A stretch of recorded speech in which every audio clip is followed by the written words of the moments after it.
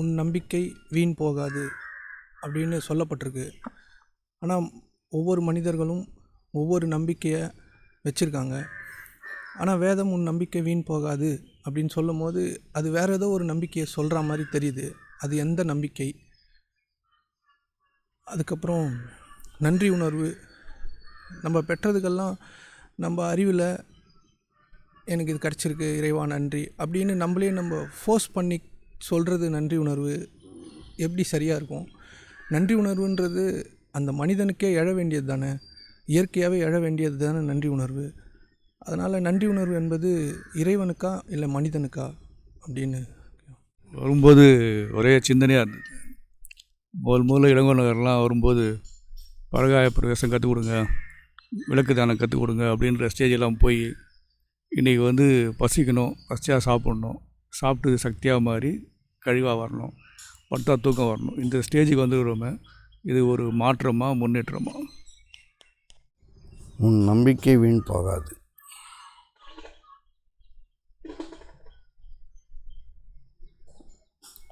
நம்பிக்கை அப்படின்னா நல்லுணர்வு, நல்ல உணர்வு, நேர்மறை சிந்தனை,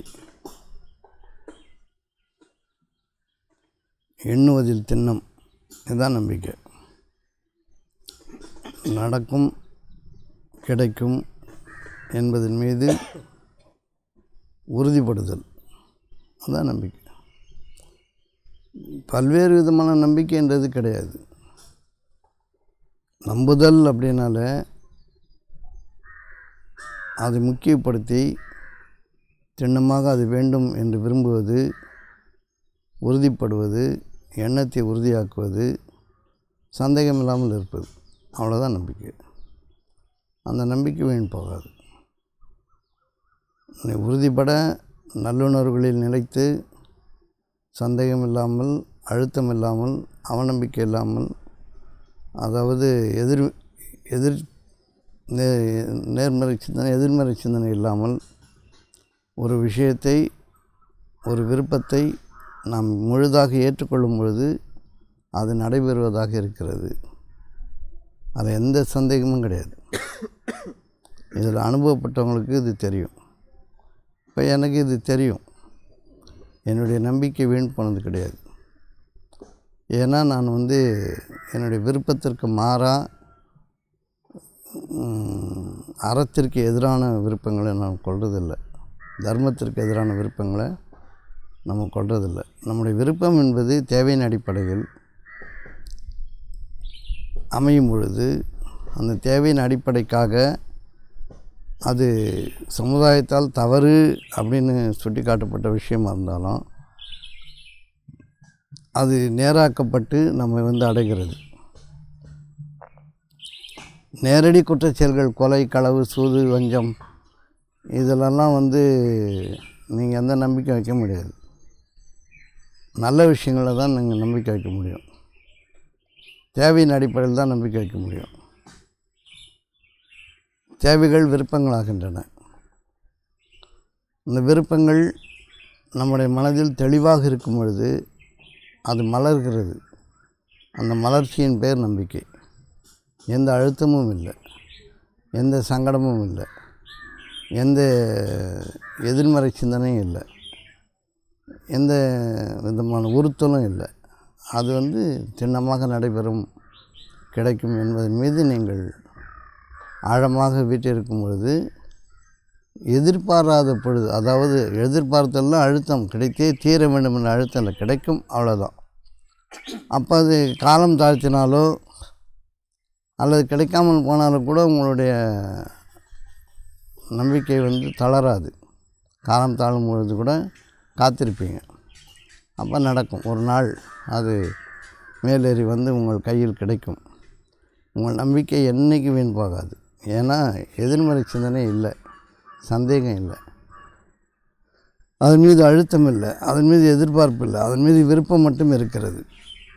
வேண்டும் என்ற விருப்பம் மட்டும் இருக்கிறது. அந்த வேண்டும் என்ற விருப்பம் நிச்சயமாக உங்களுக்கு நிறைவேறுவதாக இருக்கிறது. அதற்குண்டான செயல்பாடுகளை நீங்கள் நிலைத்திருக்க வேண்டும். பொறுமை, நிதானம், இரக்கம், நற்பண்புகளில் வளர்தல், இதெல்லாம் வந்து நீங்கள் நிலைத்திருக்கும் பொழுது உங்களுடைய விருப்பங்கள் நிறைவேறுவதாக இருக்கிறது. காலத்தில் அது நிறைவேறியே தீரும் என்று நான் உங்களுக்கு சொல்லுகிறேன். ஆகவே எந்த ஒரு நம்பிக்கையும் வீண் போனதில்லை. எந்த ஒரு நம்பிக்கைன்றது விருப்பம்தான். ஒன்று பொருளாதாரம், வேலைவாய்ப்பு, குடும்ப சூழல், உறவுகள், இதில் வந்து நல்ல எண்ணங்களை பதித்தல், நல்லுணர்வுகளில் வாழ்தல், யாரையும் அழுத்துறதில்லை, யாருக்கிட்டேயும் வாதம் செய்கிறதில்ல, செய்தியே ஆகணும்னு கட்டாயப்படுத்துறதில்ல. ஒவ்வொருத்தருடைய தேவையும் இன்னொருத்தர்கிட்ட ஒளிஞ்சு இருக்கிறதுனால அப்போ நம்பிக்கை என்பது வந்து அழகான ஒரு விருப்பம், தேவையின் அடிப்படையிலான விருப்பம். அது எது வேணாலும் இருக்கலாம். எந்த உலகில் ஆதாரங்களில், உலகில் வாழ்க்கையில் எதை சார்ந்தது வேணாலும் அந்த விருப்பங்கள் இருக்கலாம். பிள்ளை நல்லா படிக்கணும் விருப்பம். ஆரோக்கியமாக இருக்கணும் விருப்பம். வசதியாக வாழணும் விருப்பம். இதில் வந்து யாரையும் நான் இப்படி செய்தால் வசதியாக வாழணும், அப்படி செய்தால் வசதியாக வாழணும், உங்களுடைய சொந்த முயற்சியின் மீது நீங்கள் அதிகம் ஈடுபடும் பொழுது குழப்பம் வருது. விருப்பங்களில் எந்த குழப்பமும் இல்லை. விருப்பங்களுக்கு காசு இல்லை, பணமும் இல்லை, செலவு இல்லை. அதனால் விரும்புவது என்பது அழகானது. விரும்புவது என்பது உறுதிப்படுவது அழகானது. எண்ணியாங்கு எய்துவர் எண்ணியார் திண்ணியராக பெறின். உங்களுடைய எண்ணம் வலுப்படும் பொழுது அந்த எண்ணத்தை இன்னொருத்தர் மீது சேர்ந்து அழுத்தக்கூடாது, அவங்க செய்தே ஆகணும்னு கட்டாயப்படுத்தக்கூடாது, நிர்பந்தப்படுத்தக்கூடாது, எதிர்பார்த்து காத்திருக்கக்கூடாது. இதெல்லாம் இல்லாமல் இருந்தால் அது பேர் நம்பிக்கை. இதெல்லாம் இருந்ததுன்னா அது பேர் நம்பிக்கை இல்லை, அது வந்து அபகரிப்பு. நீ செய்தே தீரணும்னு, நீ செய்வேன் நான் நம்புகிறேன் அப்படின்னு சொல்லிட்டு அழுத்துறது, எதிர்பார்க்குறது, கட்டாயப்படுத்துறது, நிர்பந்தப்படுத்துறது, இது எல்லாமே வந்து அபகரிப்பு, ஆக்கிரமிப்பு ஆகிடும். அந்த நம்பிக்கை அழகான நம்பிக்கையின் மீது ஆகாது. எப்போ நீங்கள் விரும்பக்கூடியதில் பரபரப்பு இருக்குதோ, ஒரு மாதிரி விரக்தி இருக்குதோ, நடக்கலை, எனக்கு நடக்காது, நான் நம்புகிறேன் ஆனால் எனக்கு நடக்க மாட்டேங்குது, இதெல்லாம் வந்து பலகீனமான மனமுடையவர்கள். அவங்க வந்து எண்ணெய் சிதறல் அதிகமாக இருக்கும், மன ஓட்டம் ஏராளம் ஓடிக்கிட்டே இருப்பாங்க, தேவையில்லாத காரியங்களில் சக்தியை செலவு பண்ணிகிட்டு இருப்பாங்க.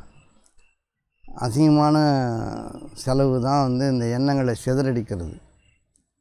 ஒரு விஷயம் வந்து உலகத்தில் எத்தனையோ விஷயங்கள் நடக்குது, எல்லா விஷயங்களையும் குப்பை மாதிரி அள்ளி நெஞ்சில் போட்டுக்கிட்டு எண்ணத்தை ஓட்டுறது, விரக்தி ஆகிறது, கணக்கு போடுறது, நம்மளை தான் சொன்னாங்கன்னு சொல்லிட்டு திண்டாடுறது, சுயமாக தன்னை துன்புறுத்திக்கிறது, தன் நிலையை இழிவுபடுத்திக்கிறது, இதெல்லாம் வந்து உள்ள மக்கள் வந்து நம்புவது நடக்காது. அழகான மனம், இசைவான மனம், ஒரு நேர்த்தியான மனம், எந்த எதிர்பார்ப்பும் இல்லாத மனம், தன்னுடைய நிலைப்பாட்டை உணர்ந்த மனம், நான் யார் என்பதை அறிந்திருக்கிற மனம் எது நம்பினாலும் கிடைக்கும். அது தானே வருவதாக இருக்கிறது. நீங்கள் விருப்பமும் உங்களுக்கு அழகான விதத்தில் விருப்பம் ஏற்படும். அந்த விருப்பத்தில் உங்களுக்கு அவசரம் இருக்காது. அந்த விருப்பம் தானாகவே உங்களுக்கு வரும், அது தானாகவே நடைபெறும். நீங்கள் எதையும் அழுத்த மாட்டீங்க. நம்பிக்கைன்றது யாருக்கும் தெரியல தானே. நம்பிக்கைன்றது அவனுடைய விருப்பத்தை போட்டு அழுத்திட்டு இருப்பான். நான் மரியாதையாக நடத்தப்படணும், ஆனால் மரியாதையாக நடக்க மாட்டான். எதிர்பார்ப்பு வந்து நான் மரியாதையாக நடத்தப்படணும்னு விரும்புகிறது நடக்கணும்னா மரியாதையாக நடக்கணும். இல்லை எல்லோரும் என்கிட்ட சரியாக பேசணும்னு அப்படின்னு விரும்புகிறது, நீங்கள் எல்லாத்தையும் சரியாக பேசணும். அதனால் நடவடிக்கைகளில் வந்து கோளாறு வச்சுக்கிட்டு எனக்கு இது நடக்கும், நான் இப்படி எதிர்பார்த்தேன், நான் அப்படி விரும்பினேன், எனக்கு அதெல்லாம் நடக்கலை, எல்லோரும் இப்படி இருக்கிறாங்க அப்படி இருக்கிறாங்க அப்படின்னு சொல்கிறதெல்லாம் வந்து பலகீனமான மனங்கள்.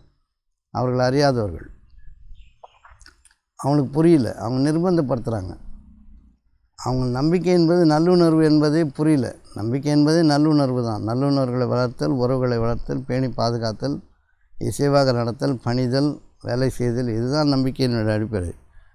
அது இருக்கும்போது உங்களுக்கு தேவையானதெல்லாம் தானாகவே கிடைக்கும், தானாகவே நடைபெறும், தானாக வழிமுறைகள் வந்து சேரும். இறை அருள் என்பது உங்களுடைய எண்ணங்களின் மீது நீங்கள் லகுவாக இருப்பது, லேசாக இருப்பது. எண்ணங்களின் மீது லேசாக இல்லைன்னா உங்களுக்கு வந்து வலி வரும். உங்களுக்கு எண்ணங்களின் மீது லேசாக இருக்க தெரியலனா வலி வரும், நிர்பந்தம் வரும், அழுத்தம் வரும். யாராவது எதுனா பேசினா கூட நம்மளை தான் பேசுகிறாங்க, நம்மளை தான் இப்படி சொல்லிட்டாங்க, அவங்க இப்படி நினைக்கிறாங்க, அப்படி போகிறாங்கன்னு நம்ம கற்பனை பண்ணுறோம்ல. இந்த கற்பனைகள் தான் உங்களுடைய வலி. உங்களால் எதிர்வினை ஆற்றவும் முடியாது. எதிர்வினை ஆற்றுனா அந்த பலமும் உங்களுக்கு இல்லாத பொழுது நீங்கள் அழகான உணர்வுகளிலிருந்து நழுவுகிறீர்கள். நல்லுணர்வுகளிலிருந்து நழுவுறவனுடைய நம்பிக்கை மேலாராது. முதல்ல அப்போ நம்பிக்கைக்கு அடிப்படை என்னது? நல்லுணர்வு, லேசாக இருத்தல், இசைவாக இருத்தல். அப்போ அவங்க விரும்புகிறது எல்லாம் அவங்களுக்கு தானாக நிறைவேறும். தானாக நிறைவேறுதுன்றது நீங்கள் ரொம்ப கஷ்டப்பட வேண்டிய அவசியம் கிடையாது. நம்பினார் கெடுவதில்லை, இது 4 முறை தீர்ப்புனாங்க. நம்பினார் கெடுவதில்லை அப்படின்னா, நம்புதல் அப்படின்றது ஏற்றுக்கொள்ளுதல், தன்முனைப்பில் முனையாதிருத்தல், இறை நம்பிக்கை அதிகரித்தல், நல்லுணர்வுகளில் நிலைத்திருத்தல், இசைதல், பணிதல், இதெல்லாம் ஒன்று சேர்ந்து விருப்பங்களை அழகாக்குவது. விருப்பங்களை அழகாக்குவது. எந்த ஒரு உலக காரியங்களாக இருந்தாலும் அது நேரான வழியில் நம்மளை அடையணும், லேசாக அடையணும், எந்த பதட்டமும் இல்லை. இப்போ உண்ணுதல், உறங்குதல், உடையணிதல், உறவு கொள்ளுதல், உறக்கம், இவை தான் 5 தேவை. இந்த 5 தேவையை தொலைக்கிற மாதிரி காரியங்களை செய்யக்கூடாது. அடிப்படை தேவை உண்ணுதல், உறங்குதல், உடையணிதல், உறவு கொள்ளுதல், அப்புறம் உறைவிடம். இது 5 அடிப்படை தேவை. இந்த 5ல் குழப்பம் ஏற்படுத்தக்கூடிய விஷயங்களை நீங்கள் தவிர்க்கணும். நம்ம சாப்பாடு போட்டு வச்சாங்கன்னா சாப்பிட்றதுல எந்த குறைவும் சண்டை கண்டை போடக்கூடாது. தூங்கும்போது தூக்கம் வரும்போது நேரத்தை வீணாக்கி குழப்பமான பேச்சுக்களை பேசிக்கிட்டு, கணக்கு எழுதிக்கிட்டு, படிச்சுக்கிட்டு, இந்த மாதிரி விஷயங்களை செய்யக்கூடாது. உறக்கம் வரும்போது உறங்கணும். இயற்கை எதில் உங்களை நிர்பந்திக்கிறதோ அந்த நிர்பந்தத்திற்கு நீங்கள் பணியணும். இப்போ உறவு கொள்ளணும்னு நிர்பந்திக்கும் போது அதுக்கு உண்டான ஏதுவான காரியங்களை நம்ம ஆற்றணும். உறங்கிறதுக்கு ஏதுவான காரியங்களை, உணவு கொள்வதற்கு ஏதுவான காரியங்களை, உறைவிடங்களுக்கான ஏதுவான காரியங்களை, இப்படி இந்த 5 தேவைகளின் மீது நீங்கள் நிலைத்திருக்கும் பொழுது, அது லேசாக நீங்கள் கையாளும் பொழுது, அதற்காக பதற்றப்படாத பொழுது, எனக்கு அது மாதிரி இல்லையே இது மாதிரி இல்லையேன்னு உங்களை நீங்களே சிதைச்சிக்காத பொழுது, இருப்பதின் மீது நீங்கள் முழுதாக வாழும் பொழுது நீங்கள் நன்றியுடைய மக்களாக மாறுகிறீர்கள். நன்றியுடைய மக்களாக மாறுகிறீர்கள் என்பது உங்களுடைய இருப்பு எது என்பதை அறிந்து அதன் மீது சீர்திருத்தங்களை செய்து கொள்வது. ஒரு சின்ன குடிசை தான் இருக்குதுன்னா அது சுத்தமாக பெருக்கி கிருக்கி, ஒரு பாய் தான் இருக்குதுன்னா அதை அழகாக பூச்சி கீச்சி இல்லாமல் பார்த்து போட்டு படுக்க வேண்டியது தான். சீர்திருத்தம் பண்ணிக்க வேண்டியது தான். இருப்பதின் மீது உங்களுடைய வாழ்க்கையை அப்போது என்ன இருக்குது அப்படின்றதில் நீங்கள் தன்னுணர்வில் வளர்க்கணும். உங்களுடைய இருப்பு நிலை உங்களுக்கு தெரியணும். நீங்கள் யாருன்னு உங்களுக்கு தெரியணும். நான் யார் கூட இருக்கிறேன், என்ன வேலை செய்கிறேன், எதுக்காக செய்கிறேன் என்பதன் மீது நீங்கள் தெளிவாக இருக்கும் பொழுது, உங்களுடைய காரியங்களை நீங்கள் செவ்வனே செய்யும் பொழுது, உங்களுக்கு எது வழங்கப்பட்டிருக்கிறதோ அந்த வழங்கப்பட்டதன் மீது வாழும் பொழுது, அதில் குறை காணாத பொழுது, அது குறைவாக இருக்குதுன்னு சொன்னால் விருப்பங்களை அதிகப்படுத்துவதன் பேரில், அமைதி காப்பதின் பேரில் நீங்கள் அதை பெற்றுக்கொள்ள இறைவனிடம் பிரார்த்திப்பது, இதெல்லாம் தப்பு கிடையாது. இது புரியுதா நான் சொல்கிறது? ஒரு குடிசை தான் இருக்குது, நீங்கள் ஒரு கூலி வேலை தான் செய்கிறீங்க, இதுதான் உங்கள் நிலைப்பாடு. இது தெரிஞ்சுக்கணும். இல்லை முதல்ல ஒரு குடிசை தான், ஒரு கூலி வேலை தான், இவ்வளோ தான் சம்பளம், பொண்டாட்டி இருக்குது, பிள்ளைங்க இருக்குது, சாப்பாடு கொடுக்கணும். அப்போ எப்படி வேலை செய்யணும், என்ன வேலை நமக்கு கிடைக்குது, அந்த வேலையில் என்ன வருமானம் வருது, இதை இந்த நிலைப்பாடு நிறைய பேருக்கு இருக்குது. இது அவங்களுடைய நிலைப்பாடு, அவ்வளோதான். ஆனால் அவங்க பெரிய வாழ்க்கை வாழக்கூடாது, விரும்பக்கூடாதுலாம் இல்லவே இல்லை. நீங்கள் வானலாக விரும்பலாம், வானலாக வாழ்க்கை வேணும்னு விரும்பலாம். ஆனால் எனக்கு இது கொடுக்கப்பட்டிருக்கு, அவங்களுக்கே அவ்வளோ கொடுக்கப்பட்டிருக்குன்னு பொறாமை உணர்வு உங்களுக்கு வந்ததுன்னா உங்களுடைய வரத்து குறைஞ்சிடும். எனக்கு வசதியாக இல்லை அப்படின்னு நீங்கள் நினைக்கக்கூடாது. எனக்கு வசதி வேணும்னு நினைக்கணும். நேர்மறை சிந்தனையாக நினைக்கணும். அவங்களுக்கெல்லாம் இருக்குது, எனக்கே இல்லைன்ற கேள்விக்கு இங்கே பதில் இல்லை. அவங்களுக்கு இருப்பது போல் எனக்கும் வேணும்னு கேட்குறதுக்கு பதில் இருக்குது. இப்போ நேர்மறை சிந்தனைக்கான அடிப்படை இங்கே அதிகம் இருக்கிறது, எதிர்மறை சிந்தனைக்கான அடிப்படை இங்கே அழிவில் இருக்கிறது. ஆகவே வரத்தை எப்படி அதிகமாக்குறது தான் தன்னிலை உணர்தல். தன்னுடைய நிலைப்பாடு, நான் எதுக்கு லாய்க்குன்றது அவனுக்கு தெரியணும். எனக்கு என்ன ஏற்பாடு, நான் எதில் அறிவு பெற்றிருக்கிறேன், என்னால் என்ன செய்ய முடியும், எனக்கு என்ன இருப்பு இருக்குது, என்னை சுற்றி யார் இருக்கிறா, என்னுடைய வசதி வாய்ப்புகள் என்னன்றதெல்லாம் கவனமாக இருக்கணும். அதை அதிகப்படுத்தி வளமாக்குதல் உங்கள் மீது குற்றமே இல்லை. நீங்கள் அதற்கு தகுதியுடைய மக்கள் தான். உங்களால் விரும்ப முடியும், கேட்க முடியும், பிரார்த்திக்க முடியும், அதற்காக முனையலாம், எல்லாம் முடியலாம். ஆனால் பொறாமைப்படுதலோ ஆத்திரப்படுதலோ வெறுப்பாகுதலோ உங்கள் மீது இல்லை. அப்படி ஆனீங்கன்னா நீங்கள் இன்னும் கிழிவான நிலைக்கு தள்ளப்படுவீர்கள். இப்போ படைப்பின் ரகசியம் என்னையே ஏழையாக படைக்கணுன்ற கேள்விக்கு பதில் இல்லைல்ல. ஒரு ஏழை வீட்டில் ஒரு குழந்தை பிறந்ததுன்னா அது ஏன் பிறந்ததுன்றதுக்கு பதில் இல்லைல்ல. அது பிறந்துடுச்சு, அவ்வளோதான். ஆனால் அது ஏழையாக வாழணும், ஏழையாக சாகணுன்றது தலையில் இல்லை. அது நேர்மறை சிந்தனையின் மீது தன்னை உயர்த்தி கொள்ள வேண்டும். அதற்கு அறிந்த மக்கள் அதை சொல்லிக் கொடுக்கணும். இப்போ நான் சொல்கிறேன்ல, இப்போ நான் சொல்லும்பொழுது உன்னுடைய நிலை தாழ்ந்தது இல்லை, உன்னுடைய நிலையை நீ தாழ்த்திக்காமல் இருக்கணும். உன் நிலையை நீ முதல்ல தெரிஞ்சுக்கணும்.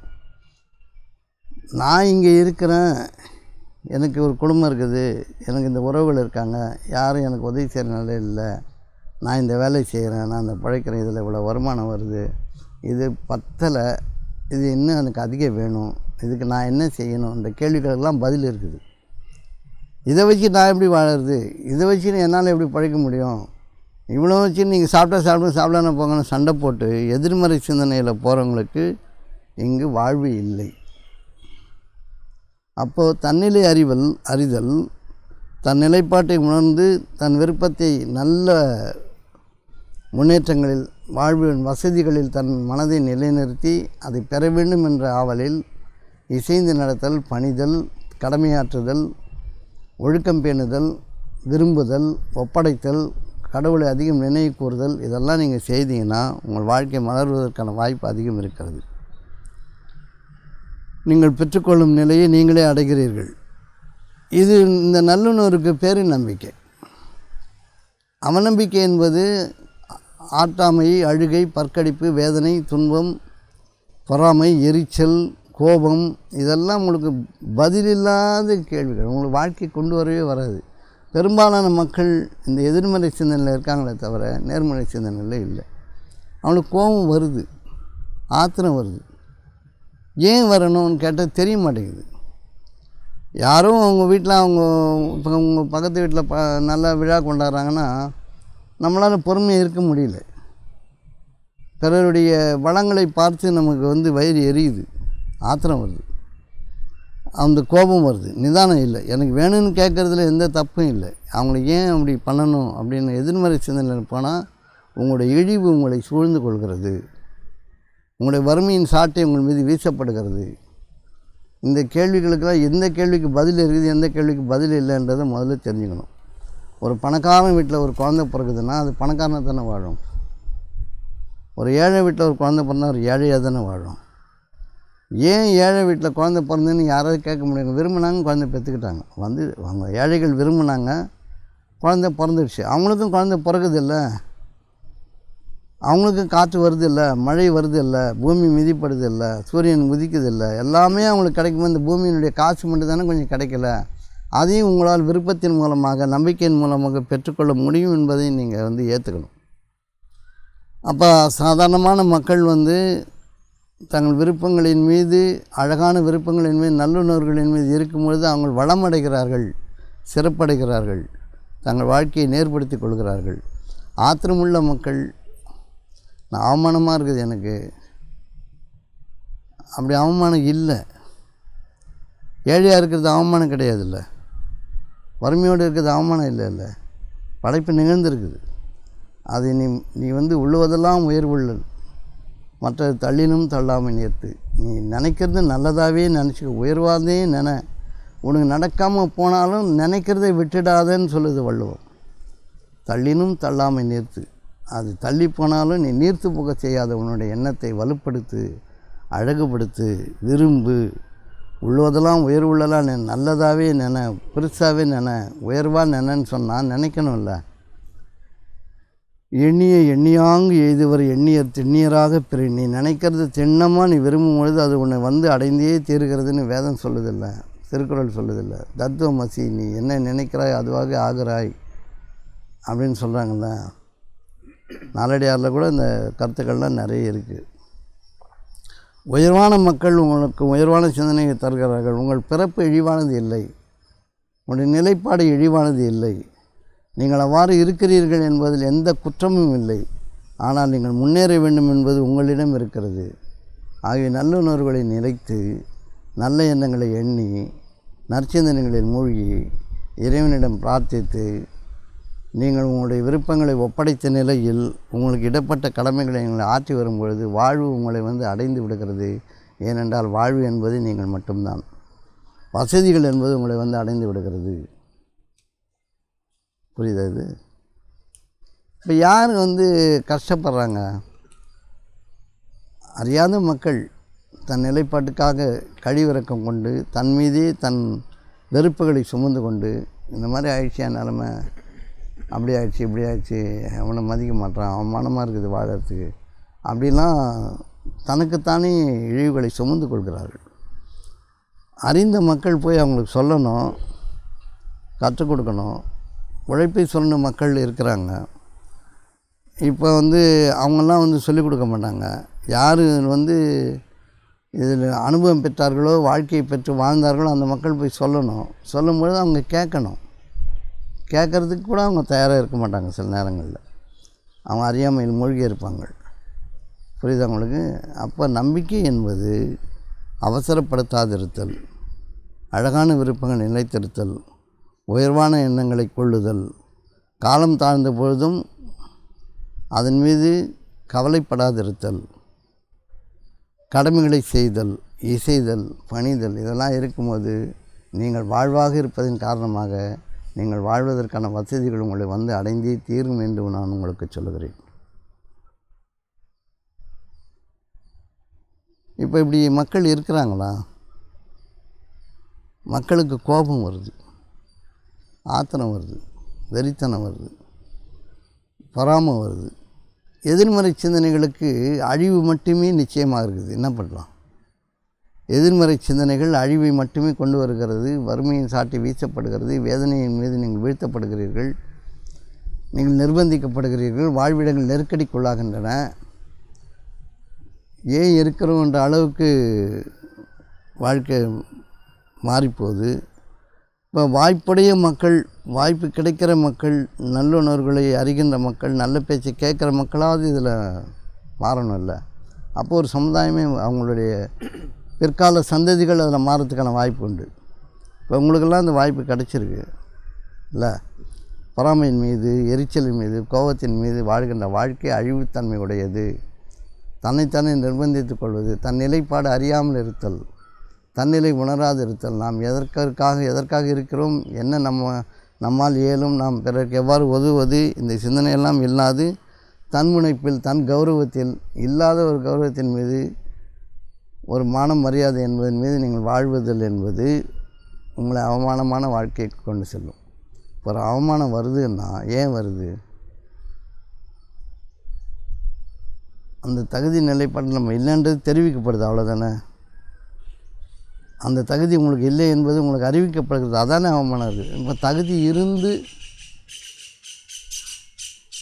உங்களுக்கு அவமானம் சேருமா? நீங்கள் தவறாத பொழுது, நீங்கள் சரியாக இருக்கும் பொழுது, சரியான கோணத்தில் இருக்கும் பொழுது அவமானம் உங்களை அடையுமா? அடையிறதுக்கான வாய்ப்பு இருக்குதா? ஏழ்மை என்பதோ கூலி வேலை என்பதோ அவமானமானது இல்லையே. விருப்பம் என்பது அழகானது, நீங்கள் விரும்பலாம். அந்த வாழ்க்கை அப்படி ஆயிடுச்சு, அதுக்கு பதில் இல்லை. அதுதான் முக்கியம். அப்பா அம்மா சரி பண்ணலை, தாத்தா பாட்டி சரி பண்ணலைன்னா நம்ம போய் கேட்க முடியாதுல்ல அவங்கள. எங்கள் தாத்தா பாட்டிலாம் அப்படி நல்லா இருந்திருந்தாங்கன்னா நான் நல்லா இருந்திருப்பேன் அப்படின்னு சொல்கிறதுல எந்த பிரயோஜனமும் இல்லைல்ல. அவங்க தான் நல்லா இல்லாமல் விட்டுட்டு போயிட்டாங்களே, நம்மளும் இப்படி இருக்கிறோமே. இனி நம்மிடமிருந்து இந்த வாழ்க்கையை உயர்த்துவது எவ்வாறு என்பதை அறிந்தால் உங்களுடைய சந்ததிகள் மேலாம் நிலைக்கு போகிறதுக்கான வாய்ப்புகள் இருக்குது தானே. அப்போ இருந்த இடத்துலேருந்து ஆரம்பிக்கணுமா, இறந்த காலத்திலேருந்து முன் சென்ற மக்களின் மீதிலிருந்து ஆரம்பிக்கணுமா? அப்போ தன்னிலை உணர்தல் மிகவும் அவசியமானது. அப்போது உங்களோட வாழ்க்கை எதில் கெடுது சொல்லுங்கள்? உங்கள் வாய் தான் கெடுக்குது. உங்களுடைய வாய்கள் உதிர்க்கின்ற வார்த்தைகள் உங்கள் வாழ்க்கையை வளமாக்குகிறது அல்லது அழித்து ஒழிக்கிறது. என்ன வார்த்தைகள் உதிர்க்கிறீர்கள், அதுக்கு முன்னாடி அதுக்குள்ளே என்ன எண்ணம் மட்டும் ஓடுகிறது, அதுலேருந்து ஆரம்பிக்குது. புழுங்கிய எண்ணங்கள் உள்ளுக்குள்ளேயே பேசும் தெரியுமா? நீங்கள் வெளியில் சொல்கிற வார்த்தை மட்டும் இல்லை, உள்ளுக்குள்ளேயே பேசுவீங்க தெரியுமா? அப்படி புழுங்கிறது இருக்குது. அதுவே உங்களுடைய வாழ்க்கையை வடிவமைக்கும். நீங்கள் என்ன பெற வேண்டும் என்பதை தீர்மானிக்கிறது. உங்களுடைய எண்ணங்கள் தீர்மானிக்கின்றன. உங்களுடைய ஆத்திரம் தீர்மானிக்கிறது, உங்களுடைய கோபம் தீர்மானிக்கிறது, உங்களுடைய எரிச்சல் தீர்மானிக்கிறது, உங்களுடைய வெறுப்பு தீர்மானிக்கிறது. இதெல்லாம் நீங்கள் கவனிக்கணும். நல்லதை வேணும்னு சொன்னால் நல்லதை மட்டும்தான் நீங்கள் நல்லுணர்களை மட்டும்தான் நிலைத்திருக்கணும். இறை உணர்வுகள் நிலைத்திருங்கள். உங்களுக்கு தவறான எண்ணங்கள், வெறுப்பான எண்ணங்கள் வந்ததுன்னா அந்த வெறுப்பின் கூலியை நீங்கள் அடைந்தே தீர்வீர்கள். ஏன்னா உங்களுடைய வாழ்க்கையை நீங்கள் தான் வாழறதுக்கான வசதிகளை வரவேற்கிறீர்கள். உங்களுடைய எண்ணெய் கைகளை நீட்டி எடுக்கிறீர்கள், எண்ணங்களை நீட்டி எடுக்கிறீர்கள். பொறாமையை கொண்டு, எரிச்சலை கொண்டு, கோபத்தை கொண்டு எடுத்தால் அதுதான் உங்களுக்கு பதிலாக கிடைக்கும். இப்போ உங்கள் வாழ்க்கை உங்கள் கையில் இருக்கிறது. எண்ணெய் கைகளை நீட்டும் பொழுது கவனமாக நீட்டுங்கள். என்ன எண்ணத்தை கொண்டு நம்ம வெளியேறுகிறோமோ அந்த எண்ணத்தை அதை பற்றி கொண்டு நம்மிடமே திரும்பிவிடும். அதானே விதி, இயற்கை விதி சொல்கிறது. ஒரு கல்லை வீசினீங்கன்னா திரும்பி அதே இடத்துக்கு வந்துடும் அப்படின்றாங்க இல்லை? இப்போ போன இடத்துக்கே திரும்பி வந்துடும்னு சொல்கிறாங்கல்ல. எந்த புள்ளியில் ஆரம்பிக்கிறதோ அந்த புள்ளிக்கு திரும்பி விடும்னு சொல்கிறாங்க. அப்போ நம்ம என்ன எண்ணத்தையும் நம்ம வெளிப்படுகிறோமோ அந்த எண்ணமே வாழ்க்கை வசதிகளை பற்றி கொண்டு நமக்கு வருகிறது. எரிச்சல் பட்டோம்னா எரிச்சலே பதிலாக வரும், கோவப்பட்டால் கோபமே பதிலாக வரும், ஆத்திரப்பட்டால் ஆத்திரமே பதிலாக வரும். அதை போட்டு எண்ணத்தை விரித்து ஏன் அவ்வளோ குப்பைகளை, கூலங்களையும், எரிச்சலையும், கோபத்தையும், நெருப்பையும் ஏன் வாடுறீங்க? அது யார் சிந்திக்கணும்? மனிதர்கள் சிந்திக்கணும். இதை நம்ம சொல்லிக் கொடுக்கணும். இப்போ வெறுப்பு நெருப்பை பற்ற வச்சுட்டா என்ன ஆகும்? நெருப்பு தான் பற்றி எரியும். பொறாமை தீயை பற்ற வச்சோன்னா பொறாமை தான் பற்றி எரியும். பொறாமை உங்களை அழித்தே ஒழிக்கும். நீங்கள் பொறாமைப்படுவது உங்களை கொன்று போடும். இப்போ எவ்வளோ கவனமாக இருக்கணும். நல்லதை விதை, நல்லதே அறு. எதை விதைக்கிறாயோ அதுவே அறுக்கிறாய். இப்போது உங்களுக்கு நல்லது சொல்லிக் கொடுக்குறேன் அப்படின்னு சொல்லி இப்போ ஒரு ஃபீஸ் வாங்குறோன்னு வச்சுங்களேன். ஒரு 10,000 கட்டுங்க, இதெல்லாம் நான் சொல்லித்தரேன்றது கூட ஒரு அவமானமான செயல் தான். இது கல்விக்கூடங்கள் ஆசிரியர் பெருமக்கள் சொல்லிக் கொடுக்குறாங்கன்னா அவங்க வாழ்க்கையை ஓட்டுவதற்காக அரசாங்கம் சம்பளம் கொடுக்குது, எல்லாம் பண்ணுது, அது பரவாயில்ல. இப்போ ஆன்மீகவாதிகள் சொல்கிறாங்கன்னு சொன்னால் அன்றாடம் அவருடைய வாழ்க்கைக்கு தேவையானது இறைவனை பிரார்த்திக்க முடியாதவங்க ஆன்மீக வாழ்க்கையை வாழ்ந்து பிரயோஜனம் கிடையாது. அன்றாடம் அவங்களுடைய தேவைகளை, அன்றாட உணவுகளை பெற்றுக்கொள்கின்ற வழிமுறையை ஆன்மீகவாதிகள் அடைந்திருக்க வேண்டும். அவர்கள் பெற்றுக்கொள்ளும் நிலையில் அவர்கள் தங்களை வளர்த்து இருக்க வேண்டும். ஃபீஸ் கொடுங்க, 10,000 கொடுங்க, 20,000 கொடுங்க, சொல்லித்தரேன் அப்படின்னு சொன்னால் உங்கள் பணத்தில் உங்களுக்கு உபதேசங்களை சொல்வதில் எந்த பிரயோஜனம் கிடையாது. இல்லை, உங்களை தர்மத்தின் பாதையில் செலுத்துவது, நேரான உதவியில் செலுத்துவதற்கெல்லாம் ஃபீஸ் கிடையாது. அது தர்மத்தின் பாதையில் ஏதோ அன்றாடம் இந்த குருமார்களுக்கு தட்சணை கொடுக்குற மாதிரி ஒரு சாப்பாடு கொண்ட விஷயங்களை நீங்கள் தானமாக கொடுக்குறதுலாம் தவறு இல்லை. ஆனால் உங்களுக்கு ஃபீஸ் கட்டி சொல்லிக் கொடுக்குறேன்றது ஒரு தவறான பாதை. அதுவும் அவமானமாக இருப்பேன். அப்படி ஒரு ஆன்மீகம் இல்லை இங்கே. அதையும் நம்ம தெரிஞ்சுக்கணும். இப்போது ஆன்மீகவாதிகள் இது தெரிஞ்சுக்கணும். இப்படிப்பட்ட ஆன்மீகவாதிகள் சொல்லக்கூடிய சொல்லுக்கு பலம் அதிகம். பிறரிடம் எதையும் எதிர்பாராது நல்லுணர்வுகளை பதிக்க வேண்டும், நல்ல மக்களை உருவாக்க வேண்டும் என்ற எண்ணத்தில் வாழ்ந்த ஆன்மீகவாதிகள் சொல்லுகின்ற சொல்லுக்கு பலம் அதிகம். பிரபஞ்சம் அவருடைய சொல்லுக்கு காது கொடுக்கும். புரியுது உங்களுக்கு? எந்த தேவையும் உங்களிடம் இல்லை. என் தேவையெல்லாம் என் இறைவனிடம் இருக்கிறது என்பதன் மீது வாழ்பவர்கள் ஆன்மீகவாதிகள். அவங்க போய் சொல்லணும், பொறுமையாக இருக்கணும். பெரும்பாலான மக்கள் கோபத்திலே இருக்கிறாங்க, இயலாமையில் இருக்காங்க. படித்தவன் முதற்கொண்டு வேலை இல்லை, படிக்கிறான், ஒரு இன்ஜினியரிங் முடிக்கிறான், எல்லாம் முடிக்கிறாங்க, வேலை சரியாக கிடைக்க மாட்டேங்குது, குடும்பம் சரியாக நடக்க மாட்டேங்குது, தேவையும் நெருக்கடியாக்குது. இதெல்லாம் போராட்டமான வாழ்க்கை. போராட்டமாக இருக்குதுன்னு சொல்கிறோமே தவிர போராட்டத்திலிருந்து எவ்வாறு விடுபடுவது அதை நம்ம கற்றுக்கணும். அப்போது இருப்பதின் மீது வாழ்க்கையை தொடங்கணும். என்ன இருக்குதோ அதன் மீது வாழ்க்கையை வாழ தொடங்கணும். என்ன கிடைக்குதோ அதில் வாழ தொடங்கணும். தொடங்கும்பொழுது உங்கள் மீது எது ஏவப்படுகிறதோ அந்த காரியத்தின் செவ்வையாக இருக்கணும். நன்னம்பிக்கை கொள்ளணும். எப்படி முன்னேறுவது என்பதை சிந்திக்கணுமே தவிர அவன் எப்படி முன்னேறினான், அவனுக்கு என்ன தகுதி இருக்குன்னு போய் அவங்கள்ட்ட சண்டைக்கு போகக்கூடாது, பொறாமைப்படக்கூடாது. ஆகவே உங்கள் எண்ணங்களை சீர்படுத்துங்கள். இது ஒரு போராட்டம் தான். ஏன் போராட்டம்னா உங்களால் முடியலன்றது தான் போராட்டம். உங்களால் முடியும் என்பதை நீங்கள் நம்பும் பொழுது, நீங்கள் அதில் ஈடுபடும் பொழுது, அபியாசம் செய்யும் பொழுது, பயிற்சி எடுக்கும் பொழுது அது உங்களை அடைந்து விடும். பொறுமையாக இருக்கணும், பொறுமையாக தான் இருக்கணும். ஒரு நோய் வந்துடுச்சு, நீங்கள் என்ன பண்ண முடியும்?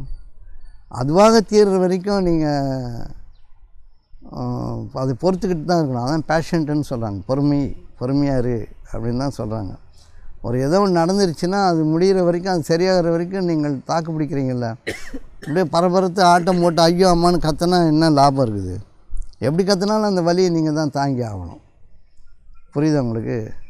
அதுபோல் வாழ்க்கை உங்களுக்கு நோயாக கருதும் பொழுது, வசதி வாய்ப்புகள் இல்லாத பொழுது, தேவை நெருக்கடிக்குள்ளாகும் பொழுது, நீங்கள் இருப்பதின் மீது வாழ துவங்கி இருப்பதிலிருந்து செலவு செய்து விருப்பத்தை மென்மையாக்கி அழகாக்கி உறுதியாக்கி அதை நிலைத்திருக்கும் பொழுது நிச்சயமாக உங்கள் வாழ்க்கைக்கான வசதிகள் உங்களை அடைந்தே தீரும். இதுதான் நம்பிக்கை. இப்போ நல்லுணர்வுகளை நிலைத்திருத்தல் நம்பிக்கை. இருப்பதை முழுமையாக அனுபவித்தல் நன்றி உணர்வு. Absolute enjoyment is gratitude. நன்றி உணர்வு என்பது தனியாக நீங்கள் இல்லை, நன்றி சொல்கிறதுல கிடையாது. எனக்கு இது கிடைச்சிருக்குது நன்றி இல்லை, கிடைச்சதை முழுதாக அனுபவி. என்ன கொடுக்கப்பட்டிருக்கோ அதன் மீது நீ வாழ்க்கையை வாழு. கஞ்சி சோறுனாலும் நல்லா சாப்பிடு, பிரியாணினாலும் நல்லா சாப்பிடு, தேவைக்கு சாப்பிடு. அந்த நன்றி உணர்வு என்பது பிரபஞ்ச அதிர்வலையில் தானே சென்று அடைந்து விடுகிறது. நீங்கள் கூறும் வார்த்தைகளில் இல்லை, உங்களுடைய உள்ள உணர்வுகளில் நன்றி உணர்வு வெளிப்பட்டு விடுகிறது. Absolute enjoyment is gratitude. முழுதாக அனுபவித்தல் என்பது நன்றி உணர்வு. இருப்பதின் மீது வாழ்க்கையை வாழ்வது நன்றி உணர்வு. இருப்பது ஏற்றுக்கொள்வது என்பது நன்றி உணர்வு. அதுவே நம்பிக்கையாகவும் ஆகிறது. பரபரக்காதீர்கள், அவசரப்படுத்தாதீர்கள், கேவலப்படுத்தாதீர்கள், கேவலப்படாதீர்கள், வெறுக்காதீர்கள், பொறுமையாக இருங்கள், வெறுப்படையாதீர்கள், அன்போடு இருங்கள். நேர்மறை சிந்தனைகள் வாழ்வை கொண்டு வருகிறது, எதிர்மறை சிந்தனைகள் வாழ்வை நாசமாக்குகிறது. ஆகவே நேரான எண்ணங்கள், நான் நேரான வழியில் வாழ வேண்டும், என்னுடைய நெருக்கடிகள் நான் ஏற்படுத்தி கொண்டவை அல்ல, அவ்வாறு இருக்கிறது, இதிலிருந்து நான் மீள வேண்டும் என்ற சிந்தனை உள்ளவர்கள் வெகுவாக சீக்கிரமாக நெருக்கடியிலிருந்து மீண்டு விடுகிறார்கள். தன்முனைப்பின் காரணமாக எனக்கு இதெல்லாம் வரக்கூடாது, நான் அப்படியேப்பட்ட ஆள் கிடையாது, எனக்கு ஏன் இது வரணும் என்று எதிர்த்து போராடுபவர்கள், தன்னிலை அறியாதவர்கள், விருப்பங்களை அவசரப்படுத்துபவர்கள், நிர்பந்தப்படுத்துபவர்கள் தவறான வாழ்க்கையில் அழுத்தப்படுகிறார்கள், வேதனையில் வீழ்த்தப்படுகிறார்கள், அவர்கள் அசிங்கப்படுகிறார்கள். இப்போ புரியுதா? அது அப்போ நம்முடைய வாழ்க்கையை சீர்படுத்துவது யார்கிட்ட இருக்குதுன்னு பார்த்தா யாருக்கிட்டையும் இல்லை, நம்மக்கிட்ட மட்டும்தான் இருக்குது. உங்களுடைய கோபத்துக்கோ ஆத்திரத்துக்கோ வெறித்தனத்துக்கோ இங்கே மதிப்பு இல்லை. இங்கே மதிப்பு இல்லை. நீங்கள் வேணால் யாருன்னா அடிக்கலாம், அதுக்கு தண்டனை இருக்குது, கொலை செய்யலாம், உங்கள் வாழ்க்கை முடிந்து போகும். உங்களுடைய ஆத்திரமும் கோபமும் அழிவில் கொண்டு போய் முடியுமே தவிர வாழ்க்கையில் கொண்டு போய் உங்களை சேர்க்காது. ஆகவே ஆத்திரப்படாதீர்கள், அழகியதை விரும்புங்கள், நேசம் கொள்ளுங்கள், விரும்புங்கள், நல்லதாக மாற்றுங்கள், கோணலான எண்ணங்களை சீர்படுத்துங்கள். அவ்வளோதான் இருக்க முடியும். எண்ண ஓட்டங்களில் தொலைந்து போகிறோம், ஓடிக்கொண்டே இருக்குது எண்ணம், அதில் நம்ம தொலைஞ்சு போயிடுறோம். நமக்கு உண்டான வாழ்க்கையை நம்ம வடிவெடுக்கும் பொழுது நமக்கு தகுதி இருப்பது போல் நம்ம நினைக்கிறோம். நீங்கள் தகுதியுடைய மக்கள் தான் நேர்மறை சிந்தனையில் இருக்கும்பொழுது. உங்கள் தகுதியை நீங்கள் அழித்துக் கொள்கிறீர்கள், தங்களுக்கு தங்களை தீங்கிழைத்துக் கொள்கிறீர்கள் எதிர்மறை சிந்தனையில் இருக்கும்பொழுது. ஆகிய வாழ்க்கையை நேர்கொள்ளுங்கள், எதிர்கொள்ளாதீர்கள். சரியான பாதை என்பது இருப்பதின் மீது வாழ்க்கையை தொடங்குவது. இருக்கிற நிலைப்பாட்டை அறியணும்ல. உங்களுக்கு நிலைப்பாடு என்ன படிச்சிருக்கிற, என்ன வயசு உனக்கு, புரியுதா? கேட்குறியா கிளாஸு? என்ன படிச்சிருக்கு? இப்படி தள்ளி உட்காந்து, இப்படி தள்ளி நேராக உட்காரு. என்ன படிச்சிருக்கிற, என்ன வயசு, உன்னுடைய பலம் என்ன, உனக்கு எதுமெல்லாம் கோபம் வருது, எதெல்லாம் ஆத்திரம் வருது, எதெல்லாம் சந்தோஷமாக இருக்கணும், உன்னை பற்றி தெரியணும்ல உனக்கு. தெரிஞ்சுக்கிட்டேன்னா தான் நீ என்ன வாழ்க்கை வாழணுன்றதை நீ தீர்மானிக்க முடியும். இங்கே எல்லாமே இன்னொருத்தர் கொடுத்தா தான் நீ போய் பிடுங்க முடியாது. பிடுங்கினா அபகரிப்பு. இப்போது நீ படிச்சிருக்கன்றதுக்காக வேலை யாருன்னா உனக்கு கொடுத்தா தான் உண்டு. அரசாங்கம் கூட உன்னை சோதனை பண்ணி பரீட்சை எழுதி நீ தகுதி உடைய மக்கள் இருக்கிறையா இல்லையான்னு பார்த்து தான் உனக்கு வேலை வாய்ப்பு கொடுக்கும். புரியுதா உனக்கு? அப்போ நான் படிச்சிருக்கிறேன், எனக்கு இது கிடைக்கணுன்ற இங்கே நிலைப்பாடு கிடையாது. எல்லோரும் உனக்கு கொடுத்தா தான் உண்டு. நீ பிடுங்க முடியாது. பிடுங்கினா குற்றம். கேட்பது குற்றம் இல்லை, பிடுங்கினா குற்றம். எனக்கு வேலை கொடுங்க அப்படின்னு கேட்குறது குற்றம் இல்லை. நீயே போய் வேலை செய்தால் சம்பளம் கொடுக்கணும்ல. அப்போ வாழ்க்கை எப்படி வாழணும்? நீ யாருன்னு உனக்கு தெரியணும். பணிவாக இருக்கணும். ஒரு வேலைக்கு போனால் வேலை செய்யணும். அவங்க என்ன கொடுக்குறாங்களோ அந்த கொடுக்கறதுல வாழ்க்கையை தொடங்கணும். வாழ பழகணும். நல்லுணர்வுகளில் நிலைச்சிருக்கணும். ஆனால் நீ ஒரு BMW கார் வாங்கணும், ஒரு வீடு வாங்கணும்னு நினைக்கிறதுலாம் எந்த தப்பும் கிடையாது. அப்போ BMW கார் முதலாளி வச்சுருக்காருன்னா அவருக்கு மட்டும் கொடுத்துருக்கான், கடவுள் எனக்கு ஏன் கொடுக்கல அப்படி கேட்கக்கூடாது. எனக்கும் வேணும்னு கேட்கலாம். சரியா? அப்போது நம்முடைய வாழ்க்கையை நம்ம வாழணுமே தவிர இன்னொருத்தவங்களுடைய மதிப்பு மரியாதை நமக்கு இல்லைன்னு நம்மளே தேயக்கூடாது. உங்களுடைய தீய எண்ணங்களுக்கு, அவசர எண்ணங்களுக்கு, நிர்பந்தமான எண்ணங்களுக்கு, குற்றமான எண்ணங்களுக்கு, வெறுப்புகளுக்கு பதில் இல்லை. உன்னால் தீமையை தவிர விளைக்க முடியாது. அதை வச்சு நீ உன்னை பொசுக்கிக்கலாம். இல்லை இன்னொருடைய வாழ்க்கையை நீ எதாவது உன்னால் செய்ய முடியும். அடிக்கலாம், ஏதாவது தப்பு செய்யலாம், இல்லை வீட்டுக்கிட்ட கொளுத்தி விடலாம், இல்லை ஏதாவது ஒன்று பண்ணி விட்டுடலாம். அதனால் உனக்கும் தீங்கு, அவங்களுக்கும் தீங்கு தான். உன்னுடைய முரட்டுத்தனம் உன்னுடைய வாழ்க்கையை முடித்து விடும். அப்போ நம்பிக்கை என்பது என்னது? நல்லுணர்வுகளை நிலைத்திருத்தல். நல்லுணர்வு என்பது என்னது? நன்மைகளை விரும்புதல். நல்லது வேணும். இப்போ என்ன வேணும்? நல்ல சாப்பாடு வேணும், நல்ல துணிமணி வேணும், நல்ல பொண்டாட்டி வேணும், நல்ல வீடு வேணும், நல்ல போக்குவரத்துக்கான வாகனங்கள் வேணும். அவ்வளோதானங்க பூமியில் உங்களுக்கு இருக்குது. இது வந்த பிறகு உங்களுக்கு மதிப்புன்னு ஒன்று கேட்குறீங்களா? அது எப்படின்னு தான் தெரியல. இதான் வந்துருச்சே. என்னை எல்லோரும் மதிக்கணுன்றது ஒரு அசிங்கமான காரியம் இல்லை. மதிப்பு என்பது பொருளின் அடிப்படையில் கிடைக்கிறது இல்லை. செட்டில் ஆகிட்டார், நிறைய பணம் வச்சுருக்காரு, அது மதிப்பு இல்லை. உன்னுடைய நடத்தை உன்னுடைய மதிப்பை தீர்மானிக்கிறது. நீ பேசுகின்ற பேச்சு, நீ பார்க்கின்ற பார்வை, உன்னுடைய செயல்பாடுகள் உன்னுடைய நன்மதிப்பை தீர்மானிக்கிறது. மக்கள் சுகமாக உன்னை உணர்ந்தும் பொழுது நல்லவன் என்கிறார்கள். அருவருப்பாக உணரும்பொழுது உன்னை கெட்டவன் என்கிறார்கள். நீ வைத்திருக்கின்ற செல்வம் ஒரு பம்மாத்து, ஒரு பொய். அதை வச்சுட்டு என் மதிப்பு, நான் மதிப்புமிக்க வாழ்க்கை வாழறேன். என் வீட்டில் யாரும் சோறு நாய் திங்கிற சோறு கூட உங்களுக்கு இல்லை, இப்படிலாம் பேசுகிறவங்க இருக்காங்கல்ல. அது இல்லை மதிப்பு. மதிப்பு என்பது உன்னை பிற மக்கள் சுகமாக உணர்தல் உன்னுடைய மதிப்பு. உன்னை பார்க்கும் பொழுதே அவங்க பரவசம் அடைய வேண்டும். உன்னுடைய இருப்பே அவர்களுக்கு இன்பமாக இருக்க வேண்டும். இது மதிப்புமிக்க வாழ்க்கை, மனமிக்க வாழ்க்கை. உன்னுடைய இருப்பு வெறுப்பாக இருக்குது, நீ இருக்கிறதே கஷ்டமாக இருக்குது, துன்பமாக இருக்குது, உன்னை பேச்சு பார்த்தாலே பிடிக்கல, உன்னை ஒத்துக்கவே முடியல, உன்னுடைய அதிகாரம், உன்னுடைய கீழான தன்மை எல்லாம் கலவரமாக இருக்குது. அப்போ உனக்கு எங்கேது மதிப்பு இருக்கும்? மதிப்பற்ற வாழ்க்கை நீ வாழும்பொழுது உனக்கு மதிப்பு எங்கே இருக்கும்? புரியுதா? நம்ம இருந்தோம்னா நம்முடைய இருப்பே ஒருத்தருக்கு சுகப்படுத்தினா தான் உண்டு. நான் இருக்கிறது உங்களுக்கு சுகமாக இருக்கணும். என்னை பார்க்கும்பொழுது உங்களுடைய மனம் குளிர்ச்சி அடையணும். பக்கத்தில் இருக்கும்போதே சொர்க்கத்தில் இருக்கிற மாதிரி இருக்கணும். கூட இருந்தால் போதும். வசதி வாய்ப்புகளின் மீது இல்லை. அந்த நெருக்கமே சொர்க்கமாக இருந்ததுன்னா நீ மதிப்புமிக்க மனிதன். நீ காசு வச்சுக்கிட்டு, பணம் வச்சுக்கிட்டு, பம்மாத்து பண்ணிக்கிட்டு, அதிகாரம் பண்ணிக்கிட்டு நீ மதிப்போடு வாழறன்றது நீ உனக்கு நீயே போட்டுக்கிற பொய்த்திரை. அந்த முகத்திரை எப்போ வேணாலும் கழிஞ்சிடும். ஏன்னா செல்வத்துள் அருட்செல்வம் செல்வத்துள் செல்வம், பொருட்செல்வம் பூரியார் கண்ணும் போல. அருட்செல்வம் தான் செல்வத்துள் செல்வம், அது அன்பால் நிறைந்திருக்கும். பொருட்செல்வம் யாருக்கிட்ட வேணாலும் இருக்கும், அதில் மதிப்பு இல்லை. அதை காசு பணத்தை வச்சுக்கிட்டு மதிப்புமிக்க வாழ்க்கைன்றது பொய்த்திரை. அது எப்போ வேணாலும் கழியக்கூடியது. நன்மதிப்பு என்பது உன் இருப்பு இன்பமாக இருக்கணும். நீ பக்கத்தில் இருந்தால் சுகமாக இருக்கணும். உன்னுடைய ஆறாக எவ்வளோ தூரம் விரியுதோ அந்த அளவுக்கு அந்த மக்கள் சுகப்படணும். இப்போ நீங்கள் இருக்கிறீங்கன்னா உங்கள் வீட்டை சுற்றி ஒரு 4 தெருவுக்கு நீங்கள் இருக்கிறது சுகமாக இருந்தால் 4 தெரு சுகமடையும், இன்பமடைவார்கள். புரியுதா உங்களுக்கு? உங்களுடைய இருப்பே சுகமாக இருக்கணுன்றது மட்டும்தான் மதிப்பான வாழ்க்கை, மனமிக்க வாழ்க்கை. இந்த வசதி வாய்ப்பெல்லாம் வந்து உங்கள் வாழ்க்கைக்கான ஒரு ஆதாரமே தவிர அது மதிப்பு இல்லை. இப்போ நிறைய சோறு இருக்குது, பசி இருக்கணும்ல. பசி இருந்தால் தான் நீங்கள் மதிப்படைய மனிதன். சோறு இருந்தால் மதிப்படைய மனிதனா?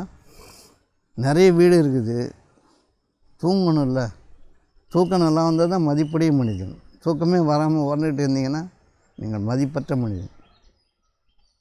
உங்கள் எண்ணங்கள் லேசாக இருக்கும்போது நீங்கள் மதிப்புள்ள மனிதன். இறுக்கமாக வெறுப்பாக இருக்கும்போது நீங்கள் மதிப்பற்ற மனிதன், நாயினும் கீழானவன். எது வேணும் போ? இப்போ இந்த வாழ்க்கையை லேசாக வாழணுன்னா இந்த உலகம் வந்து உங்களுக்கு என்ன பங்களிச்சிருக்கிறது? சாப்பாடு, தூக்கம், உறவு, உடை, உறைவெளி தான் பங்களிச்சிருக்கு.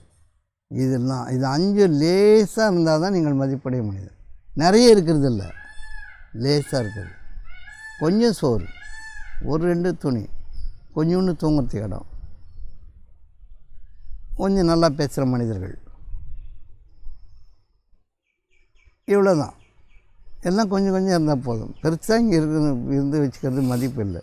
இது லேசாக இருந்து நல்லா சாப்பிட்டு நல்லா தூங்கி ஆரோக்கியமாக பேசி ஒரு உறவுகளை மேம்படுத்தி வாழறது மதிப்புமிக்க வாழ்க்கை. உங்களுக்கு ஆன்மீக ஆற்றல் என்பது அதிலிருந்து வளர்வதாக இருக்கிறது. வெறும் வாழ்க்கை உங்களுக்கு அதிலிருந்து பிறப்பதாக இருக்கிறது. நீங்கள் இந்த உலக வாழ்க்கையை லேசாக வாழும் பொழுது ஆன்மீக வாழ்க்கை என்பது உங்களுக்கு அகப்படுகிறது. இது அக வாழ்க்கை, அது அகப்படும். உங்களுடைய அகத்தில் தெரியும். புற வாழ்க்கையை மேம்படுத்தும் பொழுது அக வாழ்க்கை என்பது உங்களுக்கு அகப்படுகிறது. உங்களுக்குள்ளேயே தெரியும் என்ன பேசணும், எப்படி நடக்கணும், என்ன எதுக்காக நம்ம இருக்கிறோம், என்ன வாழ்க்கை வாழறோம், இவ்வளோ பெரிய படைப்பு எதுக்காக, இந்த மாதிரி நொண்டி நொண்டி சாவறதுக்கானதெல்லாம் உங்களுக்கு தெரிஞ்சிடும். ஞான விழிப்பு, மன விழிப்பு ஏற்படும். மனம் அடங்கும், அமைதி கொள்ளும்.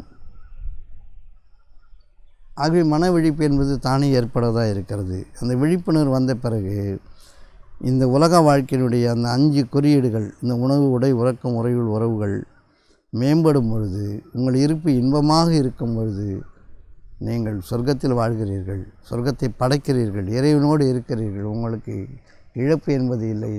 நீங்கள் கவலையும் பட மாட்டீர்கள், துக்கம் அடைய மாட்டீர்கள். வானவர்கள் இறங்கி நாங்கள் உங்களுக்கு இம்மையிலும் மறுமையிலும் உதவியாளர்கள் என்று கூறியவாறு இறங்குவார்கள். இப்போ எப்படி வாழணும்? லேசாக வாழணும். இப்போ நீங்கள் கேட்குறீங்க பரகாய பிரவேசம் பண்ணணும், சித்துக்கள் அடையணும்னு தான் நாங்கள் வந்தோம். இப்போ அன்றாட வாழ்க்கையில் சாப்பிட்டு நிம்மதியாக இருக்குது எப்படி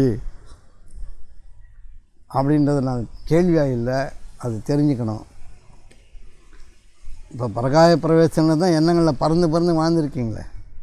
வானத்தின் அளவு எண்ணங்களால் நிறைஞ்சிருக்கிறீங்க. அங்கே இங்கே கோயம்புத்தூர், அந்த பக்கம் இந்த பக்கம் உடுமலை பேட்டன் பறந்து தான் வாழ்ந்து பார்த்தீங்க.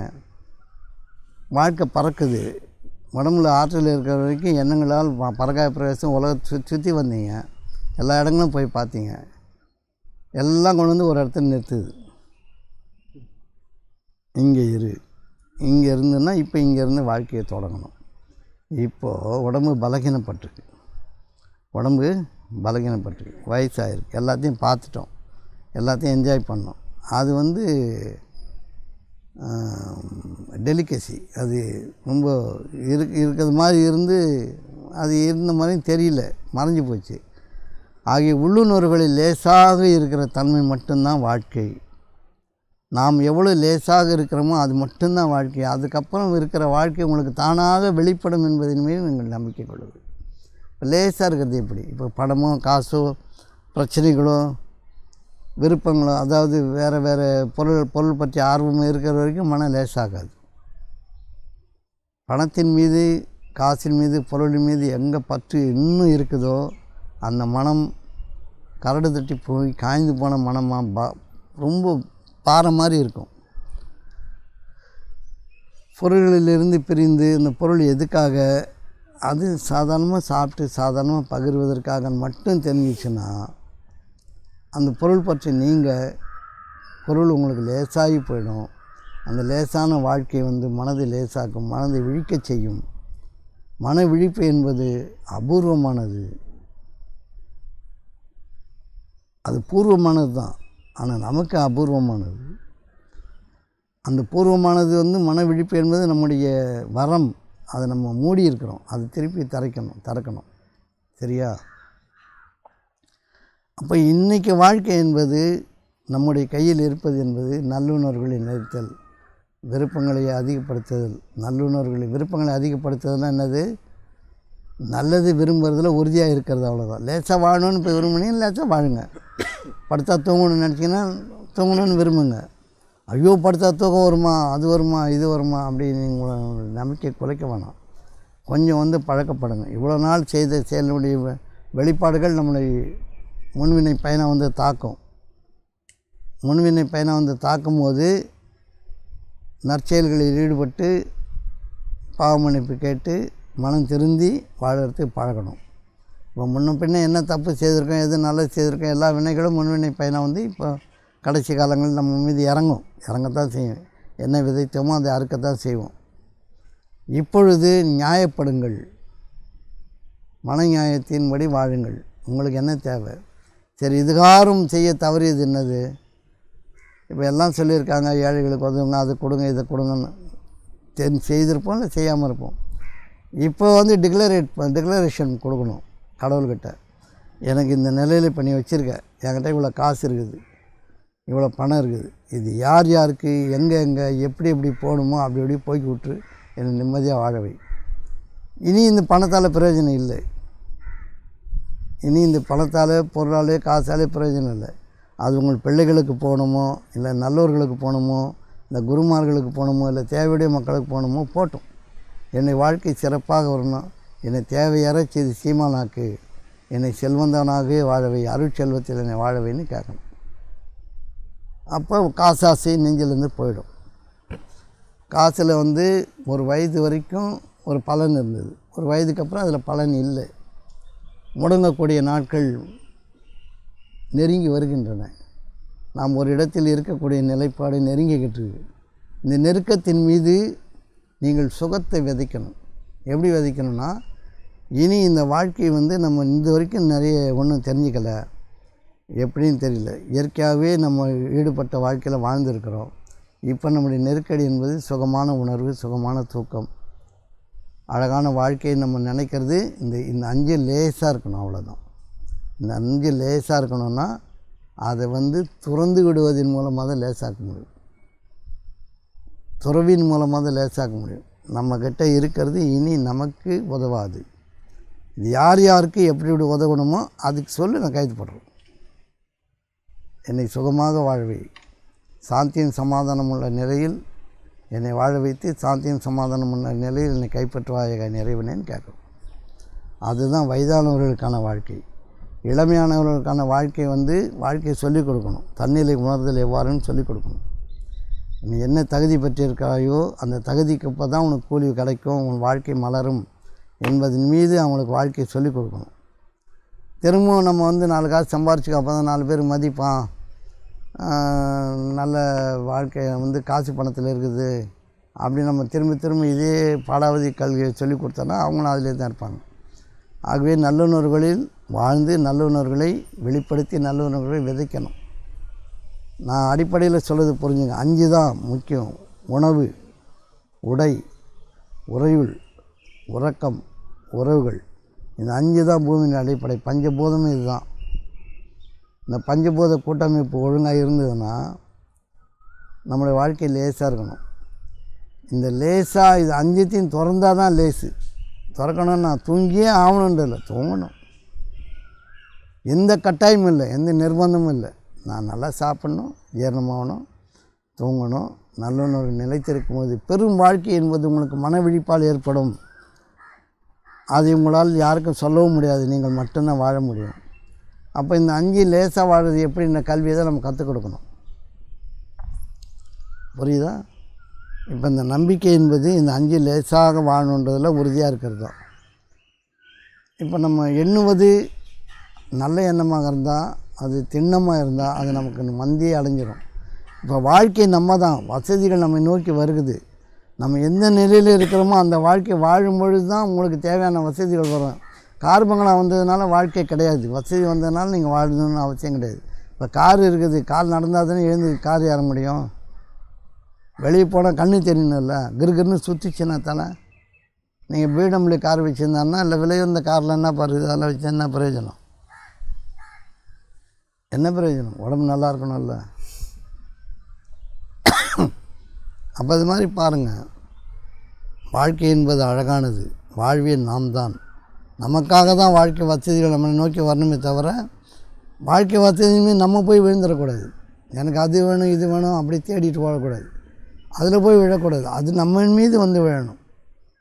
இவருக்காக இது நான் வருகிறேன் என்று வானம் பூமி வரணுமே தவிர, வானம் பூமி தேடி நம்ம ஓட முடியாது. நம்ம தலைகீழான வாழ்க்கை தான் வாழறோம். இருப்பதின் மீது வாழ்தல், தன்னிலை அறிதல். நம்ம எதுக்காக இருக்கிறோன்ற திரும்ப திரும்ப நான் அந்த கல்வியை உங்களுக்கு நான் சொல்கிறேன்னு கேட்டுங்க. நீங்கள் இருப்பது பக்கத்தில் இருக்கிறவங்களுக்கு சுகமாக இருக்கணும். இந்த ஒரு அடிப்படை வேணும். ஒரு வீட்டில் இருந்தீங்கன்னா உங்கள் பொண்டாட்டி பிள்ளைகள் உங்களால் சுகமாக உங்களை உணர்தல் வேண்டும். உங்களுடைய நெருக்கம் சுகமாக இருக்கணும். உங்களுடைய பேச்சு சுகமாக இருக்கணும். உங்களுடைய கண் அசைவு சுகமாக இருக்கணும். உங்களுடைய கை கால் அசைவு சுகமாக இருக்கணும். புரியுதா உங்களுக்கு? இப்போ ஒரு விஷயம் சொல்கிறேன், நல்லா கவனிங்க. ஒரு பொருள் போயிட்டே இருக்கீங்க, ரோட்டில் ஒரு சின்னதாக ஒரு பொருள் கிடக்குது. அதை எடுத்து ஓர வைக்கணும்னா கையில் தான் எடுத்து வைக்கணும். அதை காலால் ஏற்றுனா பக்கத்தில் இருக்கணும் கடுப்பாகும். அடிப்படையில் புரிஞ்சுக்கணும். இது அதை காலால் அப்படி தட்டி தட்டி கொண்டு போய் தள்ளினீங்கன்னா உங்கள் இருப்பு வெறுப்பாயிடும். அதை பிரபஞ்சம் ஏற்றுக்கொள்ளாது. அதை எடுத்து குனிஞ்சி நிமிர்ந்து வைக்கும் பொழுது, அதை ஓரப்படுத்தும் பொழுது உங்கள் மீது நல்ல விஷயங்கள் பதிகின்றன. உங்களுக்கு நல்லவை, உங்களுக்கு அந்த ஒரு செயலுக்காகவே உங்களுக்கு நல்லது வரும். பெரும்பாலான அந்த குணங்கள் இருக்குது. பாத்ரூமில் போகிறீங்க, காலால் ஒரு தட்டி பக்கெட்டு தள்ளுவீங்க, கொஞ்சம் கையில் கூட தள்ளி வைக்கலாம். புரியுது உங்களுக்கு? உங்களுடைய மன உணர்வுகள் வேலையை தப்பாக செய்யுது. வேலையை தவறாக செய்யும் பொழுது சொல்லுங்கள், காலம் நம்மள் தான். அதுக்காக காலால் சாப்பிடுங்கண்ணா.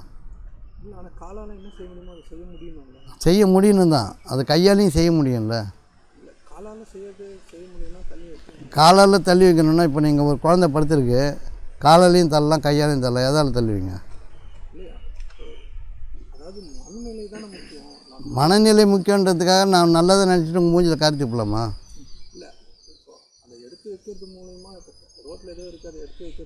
ஆமாம், காலால் கரெக்டாக தள்ள முடியாது. எடுத்து வைக்கிறது கரெக்டாக எடுத்து வைக்கலாம்.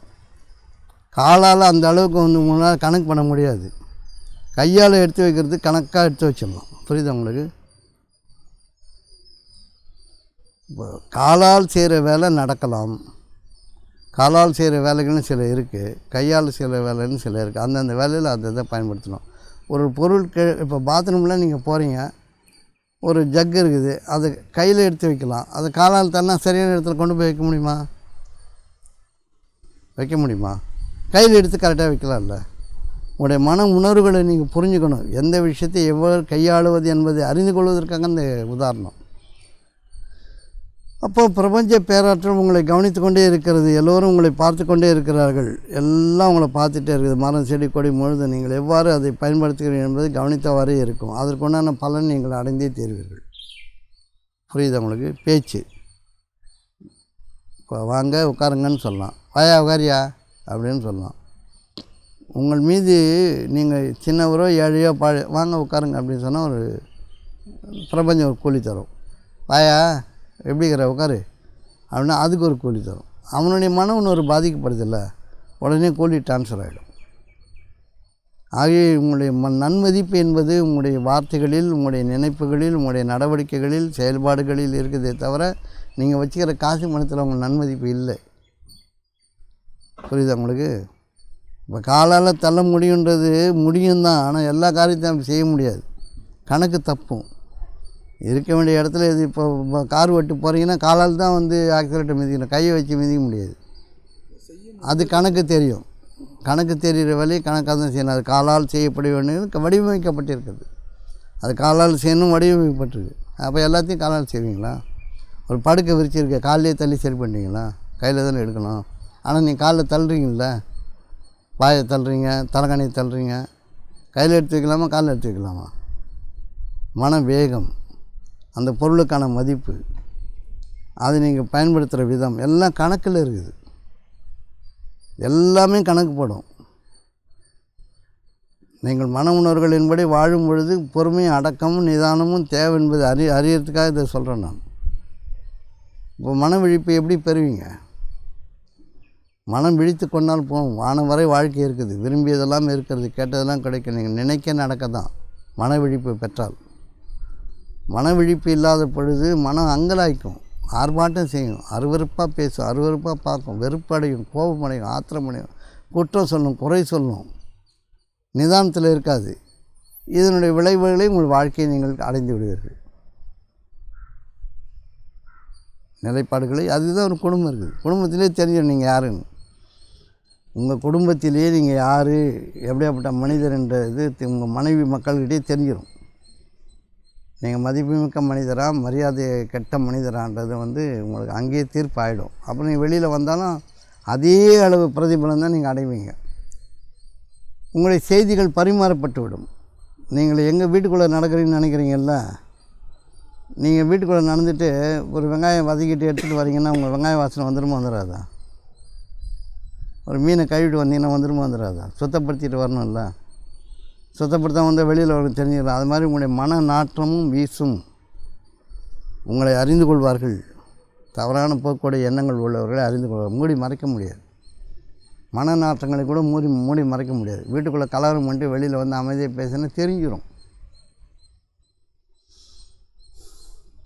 கெட்டதாக வீட்டில் பண்ணிவிட்டு வெளியில் வந்து நீங்கள் நல்லவனாக நடக்க முடியாது. உங்களை காட்டி கொடுத்துரும் பிரபஞ்சம். நீங்கள் அருவருப்பான மனிதர் என்பதை உங்களுக்கு பிறருக்கு அறிவித்து விடும். ஆனால் நாடகம் ஆட முடியாது. நீங்கள் அங்கேயே சுத்தப்படுத்தணும். நல்லுணர்வுகளை அங்கேயே திரும்பணும். அங்கேயே பாவமன்னிப்பு கேட்டு மீண்டு சுத்தமான மனிதனை வெளியில் வரும்போது தான் மற்றவர்கள் உங்களுக்கு சுத்தமாக உணர்வாங்க. உங்களுடைய நாடகங்கள் இங்கே செல்லாது.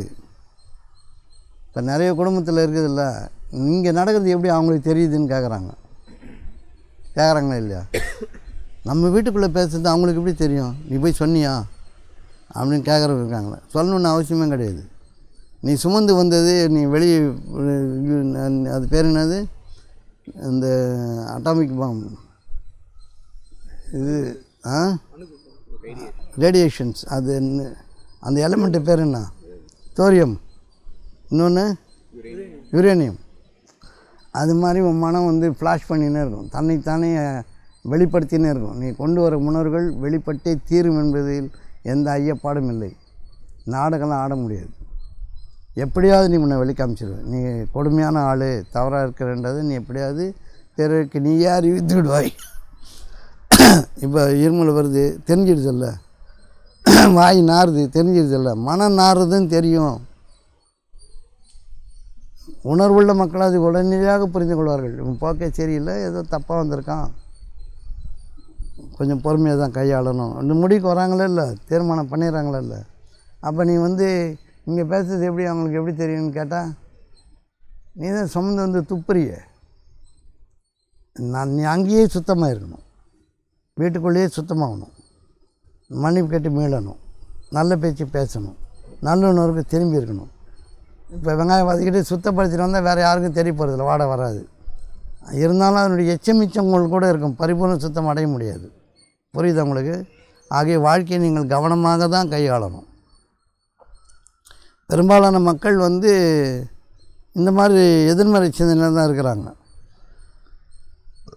இப்போ நீங்கள் அங்கே இருக்கிறீங்க, இங்கே நடக்கிறது எனக்கு தெரியாது நீங்கள் நினச்சிங்கன்னா அது உங்களுடைய முட்டாள்தனம். ஏன்னா உங்களுடைய அருகாமை எனக்கு எல்லாத்தையும் அறிவிச்சிடும். நான் பிரபஞ்ச பேருணர்வில் நிலைத்திருக்கும் பொழுது எல்லா அறிவிப்புகளும் எனக்கு வரும். அறியக்கூடிய ஆற்றல் அதிகம் உள்ளவங்கள்கிட்டேருந்து நீங்கள் எதையும் மறைக்க முடியாது. இறைவனுடைய பண்பு என்பது ஒரு இளைய மாணவன் அறியாமல் உதிர்வதில்லை, எந்த பெண்ணும் அவன் அறியாமல் சூழ்கொள்வதில்லை. அந்த அளவுக்கு நுண்ணுணர்வுலாம் இறைவன் இருக்கிறான். அவனுடைய உணர்வுகளில் வாழறவங்களுக்கு இந்த செய்திகள்லாம் லேசாக வந்துடும். இப்போ நீங்கள் அனுபவப்பட்டிருக்கீங்கள, எங்கேயோ நடக்கிறது இங்கே எனக்கு வருதுன்னு சொன்னால் எப்படி வருது? உங்களுக்கு தெரிஞ்சிருக்கு சில விஷயங்கள். ஏன்னா உங்களுடைய அருகாமை எனக்கு அதை காட்டி கொடுத்துரும், உங்களுடைய நினைப்பு எனக்கு காட்டி கொடுத்துரும். அப்போ நீங்கள் எப்படி வாழணுன்ற செய்தியை நான் உங்களுக்கு சொல்கிறேன். இப்படி இருங்க, இப்படி பண்ணுங்கள். அது அதிசயமான நிகழ்வுகளாக நீங்கள் பதிவு பண்ணுறீங்க. அது அதிசயமான நிகழ்வுகள் இல்லை. நீங்கள் தான் அதை காட்டி கொடுக்குறீங்க, நீங்கள் தான் அதை அறிவிக்கிறீங்க. அப்போ நீங்கள் தான் அதுக்கு மூல காரணம். அந்த அறியும் திறன் என்பது என்னுடைய கவனம் ஒன்றிணைப்பு தான். அது தெரியுது, லேசாக ஏதோ ஒன்று தெரியுது, அது எங்கே மாற்றணும், அவ்வளோதான். இப்போ நான் இங்கே பயணங்கள் போகும்போது சில குறிப்புகள் சொல்லி அனுப்புவோம்ல, அந்த குறிப்புகள் நீங்கள் சந்திக்கிறீங்க. அது எப்படி முடியுது? உங்களோடு உள்ள தொடர்பு அது எவ்வளோ தூரத்தில் இருக்குதுன்றது பிரச்சனை கிடையாது. அந்த நல்லுணர்வை நம்ம எவ்வளோ தூரத்துக்கு வேணால் நீட்டலாம். இதெல்லாம் நம்ம பெரும்பாலும் நம்ம கிளாஸுக்கு வந்தவங்க பார்த்துருக்குறாங்க, எல்லாருக்குமே நடந்துருக்குது. அதனால் அறியாத மக்கள் இவங்க எப்படி சொல்லுவாங்க, இவங்களுக்கு எப்படி தெரியும் அப்படின்னு கேட்டால் அது ஒன்றும் பண்ண முடியாது. இப்போ அவங்கெல்லாம் இருக்கிறாங்க, நான் ஒரு செய்தியை இயற்கையாக பேசும்பொழுது உங்களுக்கு எப்படி தெரியும்னு கேட்பாங்க. தெரிவிக்கணும்னு அவசியம், நீ தெரிவிச்சுக்கிட்டு தான் இருக்கிற, நீ யுரேனிய மாதிரி ஃப்ளாஷ் பண்ணினே இருக்கிற, அதுக்கு என்ன பண்ண முடியும்? ஆகவே நல்லுணர்வுகள் நிலைத்திருங்கள், இறை உணர்வுகளில் நிலைத்திருங்கள், பண்புள்ள மனிதர்களாக வாழுங்கள், நிதானமாக இருங்கள், பொறுமையாக இருங்கள், நற்குணங்களில் நிலைத்திருங்கள், நல்லது எண்ணுங்கள், சின்னமாக எண்ணுங்கள், விரும்பியதை வாழுங்கள், விரும்பியதை பெற்றுக்கொள்ளுங்கள், தேவைக்கு வாழுங்க. சரியா? இதுதான் அழகான நம்பிக்கை. நம்பிக்கை என்பது நல்லுணர்வுகளில் நிலைத்திருத்தல், அவசரப்படுத்தாதிருத்தல், நிர்பந்தப்படுத்தாதிருத்தல், வெறுப்படையாதிருத்தல், விரக்தியாகாதிருத்தல். நன்றி உணர்வு என்பது இருப்பதை முழுமையாக வாழ்தல். இருப்பதை முழுமையாக வாழினா, இப்போ இந்த வேட்டி துணி துவைக்க போகிறீங்கன்னா முழுமையாக துவைச்சி போடுங்க. இது வேறு துவைச்சி போடணும். இது கர்மம். ஒருத்தன் 10 லட்ச ரூபா கோட்டு போட்டு சுற்றுறான், நம்ம இதையே துவைச்சி போடணும்னு வெறுப்படையாது. இதுதான் உங்களுக்கு. இதை நீங்கள் துவைக்கணும். வீட்டை பெருக்கணுன்னா பெருக்குங்க, நல்லபடியாக பெருக்குங்க, சமாதானமாக பேசுங்க. ஏன் இந்த சூழ்நிலைகளை நீங்கள் ஏன் நெருப்பாக்குறீங்க? வெறுப்பாக்குறதுனால நெருப்பாக்குறீங்க. எல்லார் மனமும் தீப்பற்றி எரியுது. உங்களுடைய இருப்பே வெறுப்பாக இருந்தால் நீங்கள் என்ன வாழ்க்கை வாழ போகிறீங்க? நம்மளை பார்க்கும்போது ஒருத்தங்க சந்தோஷம் வரணுமா, கோபம் வரணுமா, ஆதரவு வரணுமா? சந்தோஷம் வரணும். சரி, ஒரு வெறுப்பு ஒரு நெருப்பு பற்றி எரியுது, ஒரு கிளாஸ் தண்ணி ஊற்றினா அணைக்க முடியுமா? அது மாதிரி பெரும் வெறுப்போடு ஒருத்தன் வரான், நான் ஒரு கிளாஸ் தண்ணிக்கு தான் நன்மையாளராக இருக்கிறேன், அவன் தீயை அணைக்க முடியுமா? அவன் எண்ணெயும் சேர்த்து எரிச்சிட்டு போயிடுவான். ஆகவே நீங்கள் பெரும் குளிர்ச்சியாய் பேராற்றல் உள்ள மனிதராக இருங்கள். எத்தகைய நெருப்பு புரண்டு வந்த போதிலும், ஆழகால விஷமாக இருந்தாலும் அதை அடக்கக்கூடிய ஆற்றல் உள்ள மனிதர்களாக இருக்கிறவன் யாருன்னு கேட்டால், எவன் பொறுமை அடைந்தானோ அவன் பாக்கியங்களை அடைந்து விட்டான், எவன் பாக்கியங்களை அடைந்தானோ அவன் அதை அடைந்து விட்டான். எது அடையணுமோ அதை அடைஞ்சிட்டான், அட்டைண்டு. அதனால் இந்த மாதிரி விஷயங்கள்லாம் மனிதர்கள் கற்றுக்கணும். எதுக்கு எதிர்மறை எண்ணங்கள்? எதுக்காக எதிர்மறை எண்ணங்கள்? என்ன கோபம் உனக்கு என்ன ஆத்திரம் உனக்கு? நீ எதுக்காக இருக்கிற? இப்போ நீங்கள் ஆடிட்டிங் பண்ணிங்கன்னா ஆடிட்டிங் தானே பண்ணணும். உங்களுக்கெல்லாம் கோபம் வருதுன்னா ஏன் வருது? வேலை கொடுக்குறவன் என்ன வேணாலும் சொல்லுவான், இந்த கணக்கு இப்படி எழுது, அந்த கணக்கு அப்படி எழுதி, இது எனக்கு சாதகமாக பண்ணு, அதுதானே காசு வாங்குறீங்க, அதுதான் நீங்கள் செய்யணும். இப்போ நீதி, நேர்மை, நியாயம்லாம் நீங்கள் போய் சொல்லிட்டு இருந்தீங்கன்னா அது தானாக வேலை செய்யறது நீங்கள் போய் சொல்ல முடியாது. நீங்கள் உங்கள் வேலையை செய்யும்போது நீதி, நேர்மை தானாக வேலை செய்கிறோம். என்னென்ன நடக்கணுமோ அது நடந்து முடிந்து விடும். புரியுது உங்களுக்கு? காசு கை நீட்டி வாங்கினா அதுக்கு உண்டான காரியங்களை நீங்கள் கடமையாக செய்ய வேண்டும், விஷயத்தோடு செய்ய வேண்டும், பணிதலோடு செய்யணும். இதில் உங்களுக்கு ஆத்திரம் கோபம்லாம் வருதுன்னா எப்படி முடியும்? அந்த கோபம் ஆத்திரம் தான் உங்களுக்கு பரிசாகவே கிடைக்கும்.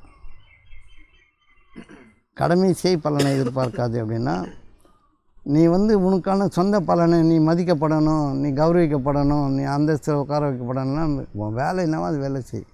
அது எங்கே உட்கார வைக்கணுமோ அங்கே உட்கார வச்சிடும் ஒன்று. இந்த பதவி பிரமாணம் பிரபஞ்ச பேராற்றல் செய்ய தான் நம்ம செய்கிறோமா? அதுதான் உனக்கு ஒரு பதவி கொடுக்குது. இப்போ ஒரு சிஏவாக ஒரு பதவி உருவாக்கின்னு இருக்குது. இவருக்கு அது தகுதியுடையவராக இருந்தால் அது கொண்டு போய் அங்கே உட்கார வைக்கும். இல்லைன்னா அவருக்கு எங்கே தகுதி இருக்குதோ அங்கே உட்கார வச்சிடும். இவர் படித்ததுனால சிஏ ஆகலை, அந்த சிஏ பதவிக்கு உட்கார தகுதி இவர்கிட்ட இருக்குதான்னு பார்த்து கொண்டு வந்து உட்கார வைக்கும். இல்லைன்னா வேறு எங்கன்னா உட்கார வைக்கும். அது மாதிரி தான் எத்தனையோ படிப்பாளிகள் எந்தெந்த வேலையில் இருக்கிறாங்க.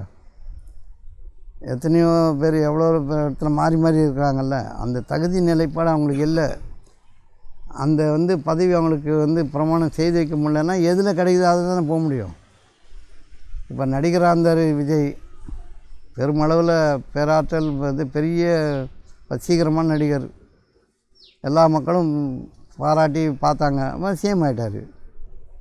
மக்கள் பிரபஞ்ச பரர் உண்மை உட்கார வச்சிருச்சு.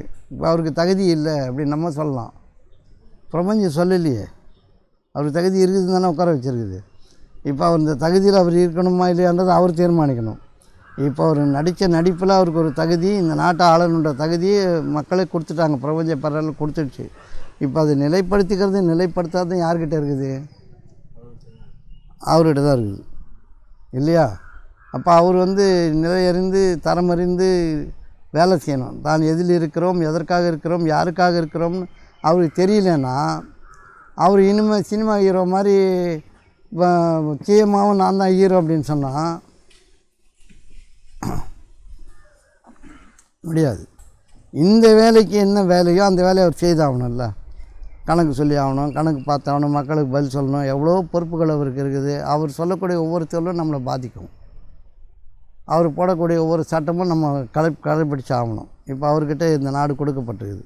அப்போ அவருக்கு தரமறிந்து கணக்கறிந்து வேலை செய்யணுமா வேணாமா?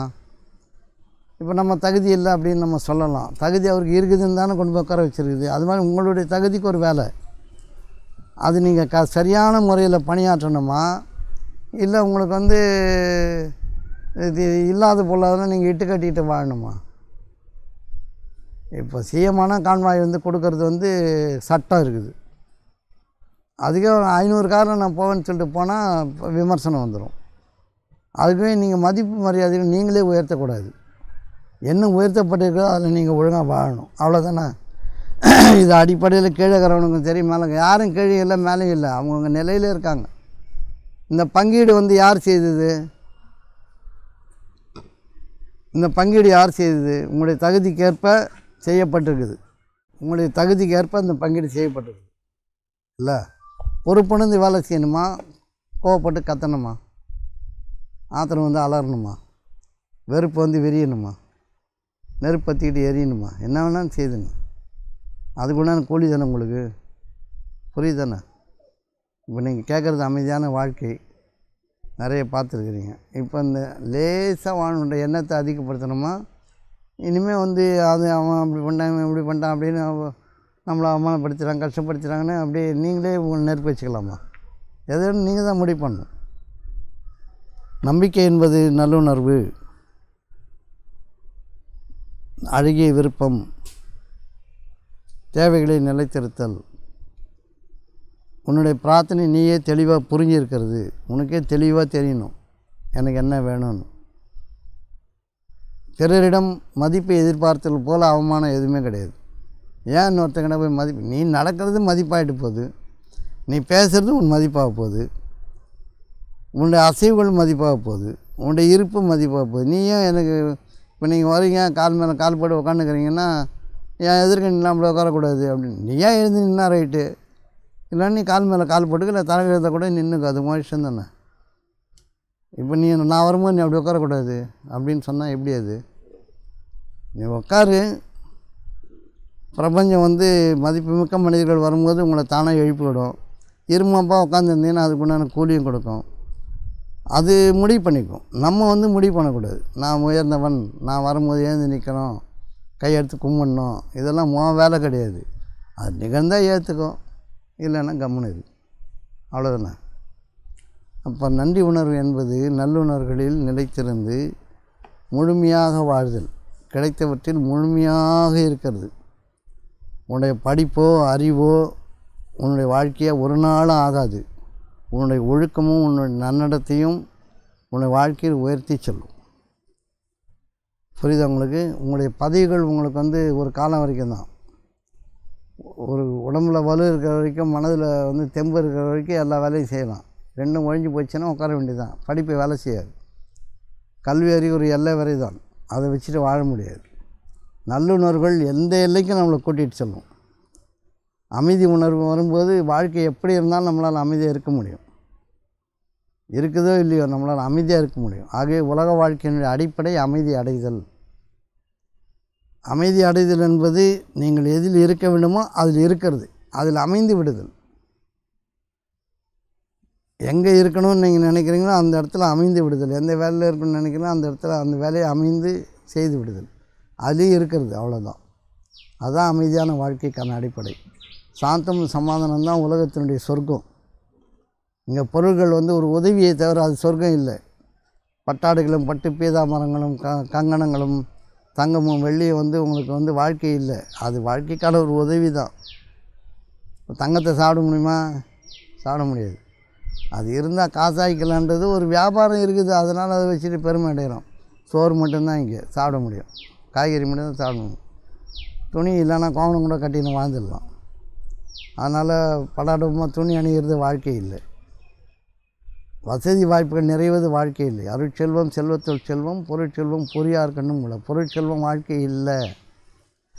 ஆகவே இந்த பொருளிலிருந்து வாழ்க்கையை பிரித்து பொருளை அருளாக மாற்றுதல் எவ்வாறு என்பதை அறியாத வரை இந்த வாழ்க்கை துன்பமாக தான் இருக்கும். இப்போ நீங்கள் வேலை செய்கிறீங்கன்னா இந்த வேலைக்கு உண்டான காலத்தை நீங்கள் வந்து செலவு செய்கிறீங்க. 8 மணி நேரம் ஆஃபீஸ் போகிறீங்கன்னா 8 மணி நேரம் வாழ்க்கை ஒரு 20-30,000 சம்பளத்துக்கு நீங்கள் செலவு பண்ணுறீங்க. இந்த 20,000 சம்பளன்றது வந்து 8 மணி நேர வாழ்க்கைக்கு சமமாக இருக்குது. அப்போ 8 மணி நேர வாழ்க்கையை நீங்கள் நேரத்தை செலவு பண்ணி திரும்பி சம்பாதிக்கவே முடியாது. அந்த 8 மணி நேரம் உங்களுக்கு வரவே வராது. அப்போ இந்த 20,000 8 மணி நேரம் வாழ்க்கையை எப்படி மாற்றுறதுன்ற வித்தை உங்களுக்கு தெரியணும். இந்த 20,000 இந்த 8 மணி நேரம் செலவு பண்ண வாழ்க்கையை நீங்கள் மாற்றி ஆகணும். அவ்வளோ கழிப்பாக அந்த 20,000 நீங்கள் வாழணும். அவ்வளோ சிறப்பாக செழுமையாக உங்களுடைய ஒவ்வொரு காசும் வந்து சிறப்பான வழியில் செலவிடப்பட்டு சிறப்பான இன்பங்களை கொண்டு வருவதாக இருந்தால் தான் இந்த 8 மணி நேர செலவும் இந்த 20,000 ஒர்த்தாகும். இப்போ 8 மணி நேரத்தில் வந்து 4 மணி நேரம் ஓபி அடிச்சிருந்தீங்கன்னு வச்சுங்க, 10,000 க்ளோஸ். 10,000 தண்டமாக செலவாகும், வெறுப்பாக செலவாகும். புரியுதா உங்களுக்கு? கடமையை செய்ய தவறுதனுடைய குற்றம் புரியுதா? 8 மணி நேரம் செலவு பண்ணி தானே, 8 மணி நேரமாக 10-12 மணி நேரம் செலவு பண்ணுறீங்க. ட்ரெயினில் போகிறதெல்லாம் கணக்கு தானே. அப்போ வாங்குகிற 20,000 சம்பளம் வந்து உங்களுடைய வாழ்க்கையினுடைய ஆதாரமாக இருக்குதுன்னா அந்த 20,000 நீங்கள் நிம்மதியாக வாழும் பொழுது உங்களுக்கு மறைவான ஹிடன் இன்கம் நிறைய இருக்கும். நோய் வராது, அடிப்படாது, சண்டை வராது, ஆரோக்கியமாக இருப்பீங்க, தின்னா ஜீரணம் ஆகும், படுத்தா தூக்கம் வரும், நல்ல பேச்சு வரும். இதெல்லாம் அது மறைவான வருமானங்கள். இதை காசு கொடுத்து வாங்க முடியாது. அப்போ 8 மணி நேரம் வந்து வேலை செய்கிறத சரியாக வேலை செய்யணுமா வேணாமா? ஓய்வு எடுக்கிறது, ஓபி அடிக்கிறது, கேட்ட பேச்சு பேசுகிறது, செல்ஃபோன் பார்க்குறதுலாம் பண்ணிங்கன்னா உங்களுக்கு எப்படி இந்த வாழ்க்கை சிறப்பாகும்? அடிப்படையில் இது புரிஞ்சுக்கணும் இல்லை? இப்போ நீங்கள் ஆஃபீஸில் உட்காந்து செல்ஃபோன் பார்த்துருந்தீங்கன்னா இந்த 20,000 அந்த காலத்தை விரயம் பண்ண குற்றம் காலத்தின் மீது சத்தியமாக இந்த மனிதன் நஷ்டவாளியாக இருக்கிறான் மாட்டிப்பீங்க. அதனால் நீங்கள் 20,000 தான் வேலை செய்யணுன்றது இழிவு கிடையாது. இப்போ 80,000 சம்பளம் வாங்கிட்டு ரோட்டில் அடிபட்டு கிடந்தானா பெருங்காலம் விரயமாயிடும். நீங்கள் நிம்மதியாக வாழ்வது உங்களுடைய வருமானத்தில் இல்லை, உங்களுடைய நடவடிக்கைகள் இருக்கிறது. நீங்கள் வாழுகிற வாழ்க்கை உங்கள் வசதி வாய்ப்புகள் இல்லை, நீங்கள் வாழ்கின்ற நினைப்பில் இருக்கிறது. எவ்வாறு நினைக்கிறீங்க அதில் இருக்குது. இதெல்லாம் எப்படி புரிஞ்சுக்கிறது? கார் வந்ததுனால, வீடு வந்ததுனால, பணம் வந்ததுனால வாழ்க்கை வந்ததுன்னு நினைக்கிறீங்களா? அப்படி இல்லை. அப்போ வந்து உங்களுக்கு குறிப்பிட்டப்பட்ட நேரத்தில் இந்த கடமை நீங்கள் ஆற்றணும்னு சொன்னால் அது இழிவானது இல்லை. கலெக்டராக இருக்கிறதும் குப்பாடுறதும் இழிவானது கிடையாது. சரியாக செய்தீங்களான்னு மட்டும்தான் கேள்வி. சரியாக செய்தால் கலெக்டருக்கு என்ன கிடைக்குதோ அதுவே உங்களுக்கும் கிடைக்கும். உங்களுக்கும் பிறப்புக்கும் எல்லா உயிருக்கும் சொன்னால் உங்களை பிறந்ததுனால் உங்களுக்கு கொடுக்க வேண்டிய எல்லா வசதி வாய்ப்புகளையும் இந்த பிரபஞ்ச பேரற்ற அளித்தே தீரும். வேலையை ஒழுங்காக செய்யும். சிறப்புவா செய்தொழில் வேற்றுமையான். செய்கிற தொழிலில் நீங்கள் வந்து எப்படி நடந்துக்கிறீங்கன்றதை பொறுத்து உங்களுடைய சிறப்புகள் வேறுபடும். செய்கிற வேலையை, கொடுத்த வேலையை நீ எப்படி செய்கிறன்றதை பொறுத்து உங்களுடைய சிறப்பான வாழ்க்கை மாறுபடுமே தவிர பிறப்பக்கம் எல்லா உயிருக்கும். நீ கீழே மேலேன்றது இங்கே கிடையாது. என்ன வேலையோ அதை செய்யணும். புரியுது உங்களுக்கு? இப்போ இந்த உணர்வுகள் வந்து விதைக்கப்படணும்ல, பயிற்றுவிக்கப்படணும்ல. இப்படியா உங்களுக்கு கல்வி சொல்லி கொடுக்கப்படுது? காசு வாங்கிட்டு ஆன்மீகம் போதிக்கிறது, கடவுளை காட்டுன்றது மக்கள் செய்கிறாங்க. கடவுளை காட்டி என்ன பண்ண போகிறீங்க?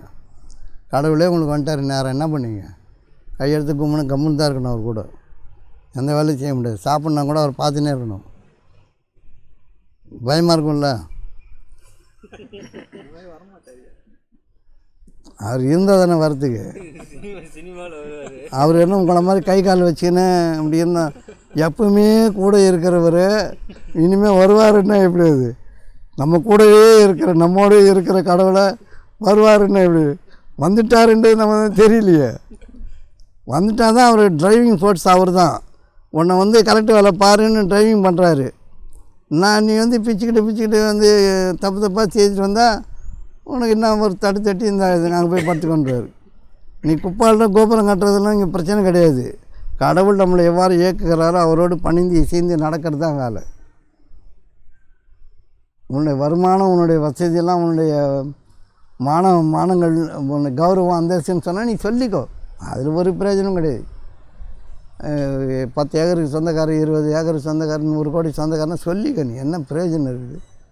நீ சொந்தக்காரர் தான். எந்த காரம் இருந்தாலும் எண்ணெய் போட்டால் தான் ஓடணும் ஒருத்தன். அதனால் அதிலெல்லாம் வாழ்க்கை இல்லை. வாழ்க்கை என்பது நல்லுணர்களில் நிறைத்திருக்கிறது, நல்ல நினைப்பில் இருக்குது. உன்னுடைய வாழ்க்கை வசதி, படிப்பு, அந்தஸ்து, கௌரவம் இதெல்லாம் குப்பை தொட்டி. அது குப்பையில் கொட்டி வச்சுக்கலாம். வரும்போதெல்லாம் அது குப்பையில் கொட்டிடணும். வாழ்க்கை என்பது நல்லுணர்வு மட்டும்தான், நல்ல எண்ணம் மட்டும்தான். நினைப்புகளில் வாழ்க்கை இருக்குது. நீ என்ன நினைக்கிறியோ அவனுடைய பலனை அடைந்தே தீர்வாய். தத்துவமசி, என்ன நினைக்கிறாய் அதுவாகவே நீ ஆயிடுவே. நீ வெறுப்பாகவே நினச்சின்னு வெறுப்பான வாழ்க்கை உனக்கு வந்து பிடிச்சிரும். கோபமாகவே இருக்கு. எல்லா இடத்துலையும் உனக்கு கோபங்களை தவிர பதில் கிடைக்காது. ஆத்திரமாக இரு, உன் இஷ்டம். அது நீ ஆத்திரப்பட்டுக்கோ. நான் அதான் சொல்லுவேன், உனக்குன்னு கௌரவம், மரியாதை, அந்தஸ்துலாம் எதுவுமே கிடையாது. நீ வெளியிலேருந்து அதை எடுக்கவே முடியாது. உன்கிட்ட இருக்கிறது நீ கொடுக்க முடியும். நீ கௌரவமானவன் என்பதை கொடுக்க முடியும். நல்லவன் என்பதை செலுத்த முடியும். மானமுள்ள மனிதன் என்பதை காட்ட முடியும். இன்னொருத்தர் இவர் மானமுள்ள மனிதன் சொல்கிறதுக்கான எந்த ஏற்பாடும் இங்கே இல்லை. இவர் மரியாதையான மனுஷன்னு ஒருத்தர் சொல்ல முடியாது.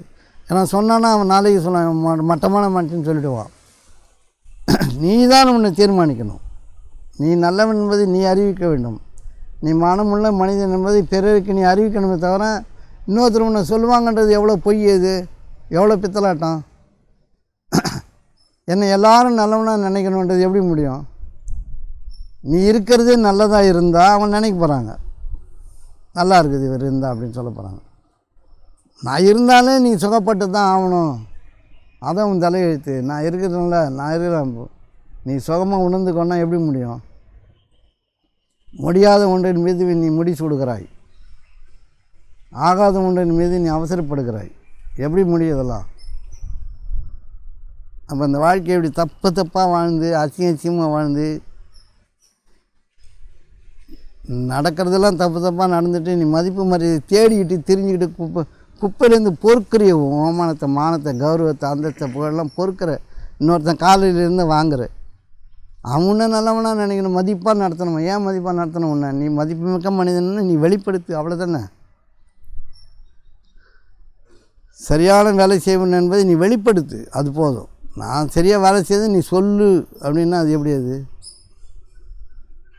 நீயே நிர்பந்திக்கிற. நீ வெளிப்படுத்த வேண்டியது நிர்பந்தித்து பிடுங்க முடிஞ்சா எல்லோரும் கொடுக்கணுமே தவிர எடுக்க முடியாது. எது வந்தாலும் கொடுக்கணும். நீ வேலை செய்து காட்டணும். அவங்க வந்து நீ நல்லா வேலை செய்யணும்னு கொடுக்கணும். நீ எதிர்பார்க்க முடியாது, பலனை எதிர்பார்க்க முடியாது. நீ நல்லா வேலை செய்கின்ற பலனை இன்னொருத்தங்கிட்ட எதிர்பார்க்காத. அவங்க நல்லா இருந்ததுன்னா அவங்களே கொடுத்துருவாங்க. நல்லா இருக்குது. தப்பாக இருந்தால் சொல்லுவாங்க, எந்த டவுட்டும் கிடையாது. ஆக இந்த மான மரியாதைலாம் இட்டு கட்டின விஷயத்தெல்லாம் வச்சுக்கிட்டு நொண்டி சாகக்கூடாது. நேர்த்தியாக வாழணும். அப்போ இது அடிப்படையில் தன்னுணர்வு புரியணுமா இல்லையா? தன்னை பற்றிய அறிவு வேணுமா வேணாமா? இது இருக்கிறது தான் வாழ்வான் அந்த உலகத்தில். வாழ்பவன் வானூரியும் தெய்வத்துள் வைக்கப்படும். வையத்துள் வாழ்பவன் வானூரியும் தெய்வத்துள் வைக்கப்படும். வானூரியும் தெய்வம்னா என்னது? லேசாக இருக்குதுன்னு அர்த்தம். எதுக்கும் யாரையும் எதிர்பார்த்துருக்காதுன்னு அர்த்தம். வையத்துள் வாழ்பவன் கிடைச்ச வாழ்க்கையில் எப்படி வாழணுன்ற தகுதி நிலைப்பாடு அறிந்து தன்னடக்கத்தோடு வாழ்பவன் அடக்கம் அமரருள் வைக்கும், அடங்காமை ஆறுருள் வைத்து விடும். நீ அடக்கமாக வாழ தெரியாதவன் ஆர்ப்பரிப்பாக வாயை வச்சுக்கிட்டு எதையாவது பேசி உளறி கொட்டி அசிங்கம் பண்ணி தப்பாக பேசி தன்னை முன்னிறுத்த பாடுபட்டு இதெல்லாம் எச்சத்தனமான வாழ்க்கையா இல்லை? இப்படிலாம் வாழ்க்கையை புரிஞ்சுக்க முற்படுங்க. தன்னடக்கம் என்பது அவசியம் இல்லையா? நீ தங்கம் என்பதை யாரும் சொல்ல தேவையில்லை. நான் தங்கம் தங்கம்னா தெரிஞ்சிடும். தகரம் தானே வெளிப்பட்டுடும்ல. இந்த மனவீச்சு பற்றி புரிஞ்சுங்க. நீங்கள் நான் சொல்லக்கூடிய விஷயங்கள் நீங்கள் என்ன சுமந்து வரீங்களோ அது நீங்கள் கொட்டிக்கிட்டே வரீங்க. தெருவெல்லாம் துர்நாற்றம் வீசுகிற மாதிரி இறச்சிக்கிட்டே போகிறீங்க. உங்களை பார்க்குற மனிதன் பக்கத்தில் போகும்போது நீங்கள் ஒரு கெட்ட எண்ணத்தை கொட்டிட்டு நாசமாக போனீங்கன்னா அவன் வந்து உங்கள் மீது காரக்கரை எடுத்துன்னு மோதிடுவான். வெறுப்பு தாங்காமல் பிரபஞ்சம் மோதி விட்டுருவோம். நல்லுணர்கள் இருப்பது அவ்வளோ முக்கியமானது. கேடுகட்ட எண்ணங்கள் இருக்கும். வழியெல்லாம் கேட்ட வேச்சுன்னே போகிறான். அவனால் என்ன பிரயோஜனம்?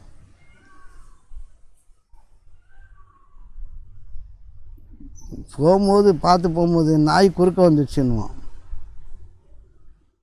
நாய் குறுக்க வந்தால் விழுந்தது. ஏன் நாய் குறுக்க வந்தது? நாயோட மோசமாக நீ போகிறேன்னு அர்த்தம்.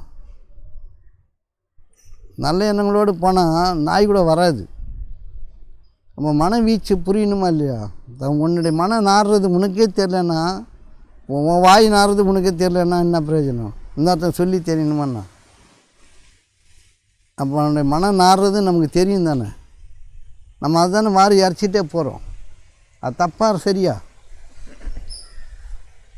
உன்னுடைய கோபம் எதுக்குன்றான்? யாருக்கு பிரயோஜனம்? நீ நாசத்தை தவிர விளைக்க முடியாது. அருவருப்பாக இல்லை இது? கேட்கும்போதே அருவருப்பாக இருக்குது இல்லை? கோபம் வரும்போதே அருவருப்பாக இருக்குது. ஏன் ஆத்திரம் வரணும் உனக்கு ஏன் பொறாமை வரணும்? இதை சிந்திச்சு இதுலேருந்து விலகணுமா இல்லையா? சாணியை மீச்சிட்டேன்னா தெருவெல்லாம் தடவின்னு போனோமா? ஒரு ஓரமாக உட்காந்து தடவிட்டு போயிடலாம்ல. சுத்தம் பண்ணிட்டு போகலாம்ல. தெருவே தடவின்னு போனால் இருக்கிற செவருகள் புல்லுகள் தரகெல்லாம் தேய்ச்சினே போகிறது நாகரிகமாக? அது அநாகரிகமாக இல்லை? அதனால் நம்ம தெரிஞ்சுக்க வேண்டிய விஷயம், நல்லுணர்கள் என்பது தான் நம்பிக்கை. நேர்மறை எண்ணங்கள் தான் வாழ்க்கை என்பது உங்களை தவிர இல்லை. நீங்கள் நேர்மறை எண்ணங்களில் சிறந்திருக்கும் பொழுது வசதிகள் என்பது உங்களை தானாக வந்து அடையும். வசதி நிறைய வந்ததுனால நீங்கள் நல்லா வாழ்க்கை வாழ்க்கைன்னு அர்த்தம் இல்லை. இருப்பது எவ்வாறு முழுமையாக அனுபவிக்கிறீர்கள் என்பதை பொறுத்து நன்றி உணர்வு பிரபஞ்சம் முழுதும் சென்று விடுகிறது. சரி, இது புரிஞ்சுங்கன்னா இந்த வாழ்க்கை இன்றே மாறிப்போகும். இன்றைக்கே மாறிடும். புரியலன்னா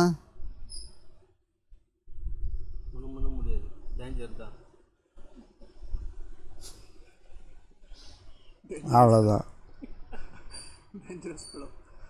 அப்போ நன்றி உணர்வு என்பது இருப்பதில் முழுமையாக வாழறது. இருக்கிறதுல முழுமையாக வாழுதுன்னா, இன்றைக்கி காலையில் நீங்கள் வேலைக்கு போகிறீங்கன்னா வேலைக்கு ஒழுங்காக செய்கிறது நன்றி உணர்வு தான். முழுமையாக அனுபவித்தல், நன்றியோடு இருத்தல். இந்த காலக்கணக்கு புரிஞ்சுங்க. 10 மணி நேரம் செலவு பண்ணி 10,000 வாங்கினா 10 மணி நேரமும் அந்த 10,000 ஒன்றுன்னு நினைக்கணும். அதனால் அந்த 10,000 ரூபாயை நீங்கள் சரியான வழிகளில் செலவு செய்யும்பொழுது நீங்கள் சொர்க்கத்தை படைக்கிறீர்கள். 5 மணி நேரம் வந்து தப்பாக வேலை செஞ்சுட்டு 10,000 வாங்கினீங்கன்னா 5,000 ரூபாய் நோயாக வரும். உங்களுக்கு ஹாஸ்பிட்டல் செலவு வரும், துன்பம் வரும். ஒரு 60 வயசு தாண்டதே பெரிய கஷ்டமாயிடும். அடிதடி வம்பு வழக்கு சண்டையெல்லாம் வந்துடும். நேரத்தை விரையும் செய்யக்கூடாது. நேரத்தின் மீது நீங்கள் ஈட்டுகிறீர்கள். அது 10,000 ரூபா தான். 10,000 ரூபா உங்களுடைய சொர்க்கத்தின் திறவுகோல், உங்கள் வாழ்க்கையினுடைய திறவுகோல். 10,000 தான் வருது. அப்படி இல்லை, 10 மணி நேரம் செலவு பண்ணியிருக்கிற. அப்போ ஒவ்வொரு பணமும் மதிப்புமிக்க பணமாக தான் உங்களுக்கு வந்து சேருது. அது இழிவு இல்லைல்ல, புரியுதானே? அப்போ அதிகம் பெரும் உபகாரம் செய்யாதேன்னு வேதத்தில் இருக்குது. அதிகம் பெரும் உபகாரம் செய்யாதே. ஒரு உபகாரம் செஞ்சு நிறைய வரும்னு பார்க்கக்கூடாது. என்ன வந்தாலும் ரைட்டு, அது போதும். இப்போ இந்த வேலையெல்லாம் பிறப்புக்கும் எல்லா உயிருக்கும் ஒரே மாதிரி தான் பங்கீடுகள் இங்கே நடக்குது. எல்லா பிறப்புகளுக்கும் ஒரே மாதிரி தான் பங்கீடு நடக்குது. சிறப்பு உன்னுடைய சிறப்பு என்னுடைய சிறப்பு ஒத்து வராது. ஏன்னா நீ வேறு மாதிரி வேலை செய்வோம், அவங்க வேறு மாதிரி வேலை செய்வாங்க. வேலைக்கேற்ற கூலி தான் உனக்கு கிடைக்கும். உன்னுடைய நினப்புக்கேற்ற கூலி, செயலுக்கேற்ற கூலி தான் கிடைக்கும். செய்தொழில் வேற்றுமையாகும். சிறப்பு ஒவ்வாது. ஒரே மாதிரி எல்லோரும் நிலைப்பாட்டில் இருக்க முடியாது. அவங்களுடைய சிறப்புக்கு ஏற்ற மாதிரி, செயல்பாட்டுக்கு ஏற்ற மாதிரி கூலி வந்து அடையும். சரியா? இப்போ நன்றி உணர்வுன்னா என்னது? எதில் இருக்கிறீர்களோ அது முழுமையாக இருங்கள். அதான் நன்றி உணர்வு. காலத்தின் மீது சத்தியமாக மனிதன் நஷ்டவாளியாக இருக்கிறான்னு காலத்தை வரையும் பண்ணாமல் இருங்க. என்ன வேலையோ அந்த வேலையை செய்யுங்க. புரியுது உங்களுக்கு? குறிப்பாக தெரிஞ்சிக்க வேண்டியது, வேலை நேரங்களில் வீண் விரயம் செய்யக்கூடாது. அப்போ நீங்கள் வாங்குகிற காசு வந்து வீண் விரயமாக போகிறதுக்கான வாய்ப்பு அதிகம். இல்லை சண்டையை மூட்டி விட்டுரும், சச்சனை மூட்டி விட்டுரும், இல்லை ஏதாவது ஒரு பிரச்சனை வந்துடும். வசதி வாய்ப்புகளில் வாழ்க்கைக்கு தான் வசதி வாய்ப்பு. நிறைய 10 அடுக்கு பில்டிங் கட்டி வச்சுன்னு 20-30 ரூம் வச்சுன்னு டெய்லி ஏறி பார்ப்பீங்களா? டெய்லி ஏறி எல்லா ரூம் பார்த்துருக்கீங்களா? இல்லை, ஒரு வீடு இருக்குன்னா வீட்டை சுற்றி வந்து வர முடியுமா? ஒரு விஷயம் கொஞ்ச நாளத்துக்கு மேலே வர முடியாது. அற்புதமாக தெரிஞ்ச வீடு கொஞ்ச நாளில் சாதாரணமாகிடும். பெருக்கூட மாட்டான், அந்த அழுக்கிலேயே படுத்துக்குவான். ஆனால் அந்த பொருள் வசதியானது கிடையாது. அது பராமரித்து இருக்கிறதுல முழுமையாக வாழ்தல் தான் வாழ்க்கையை தவிர அது பெருசாக இருக்கிறதுல எந்த பிரயோஜனமும் கிடையாது. அதனால் காசு ஆசை இருக்கிற வரைக்கும்,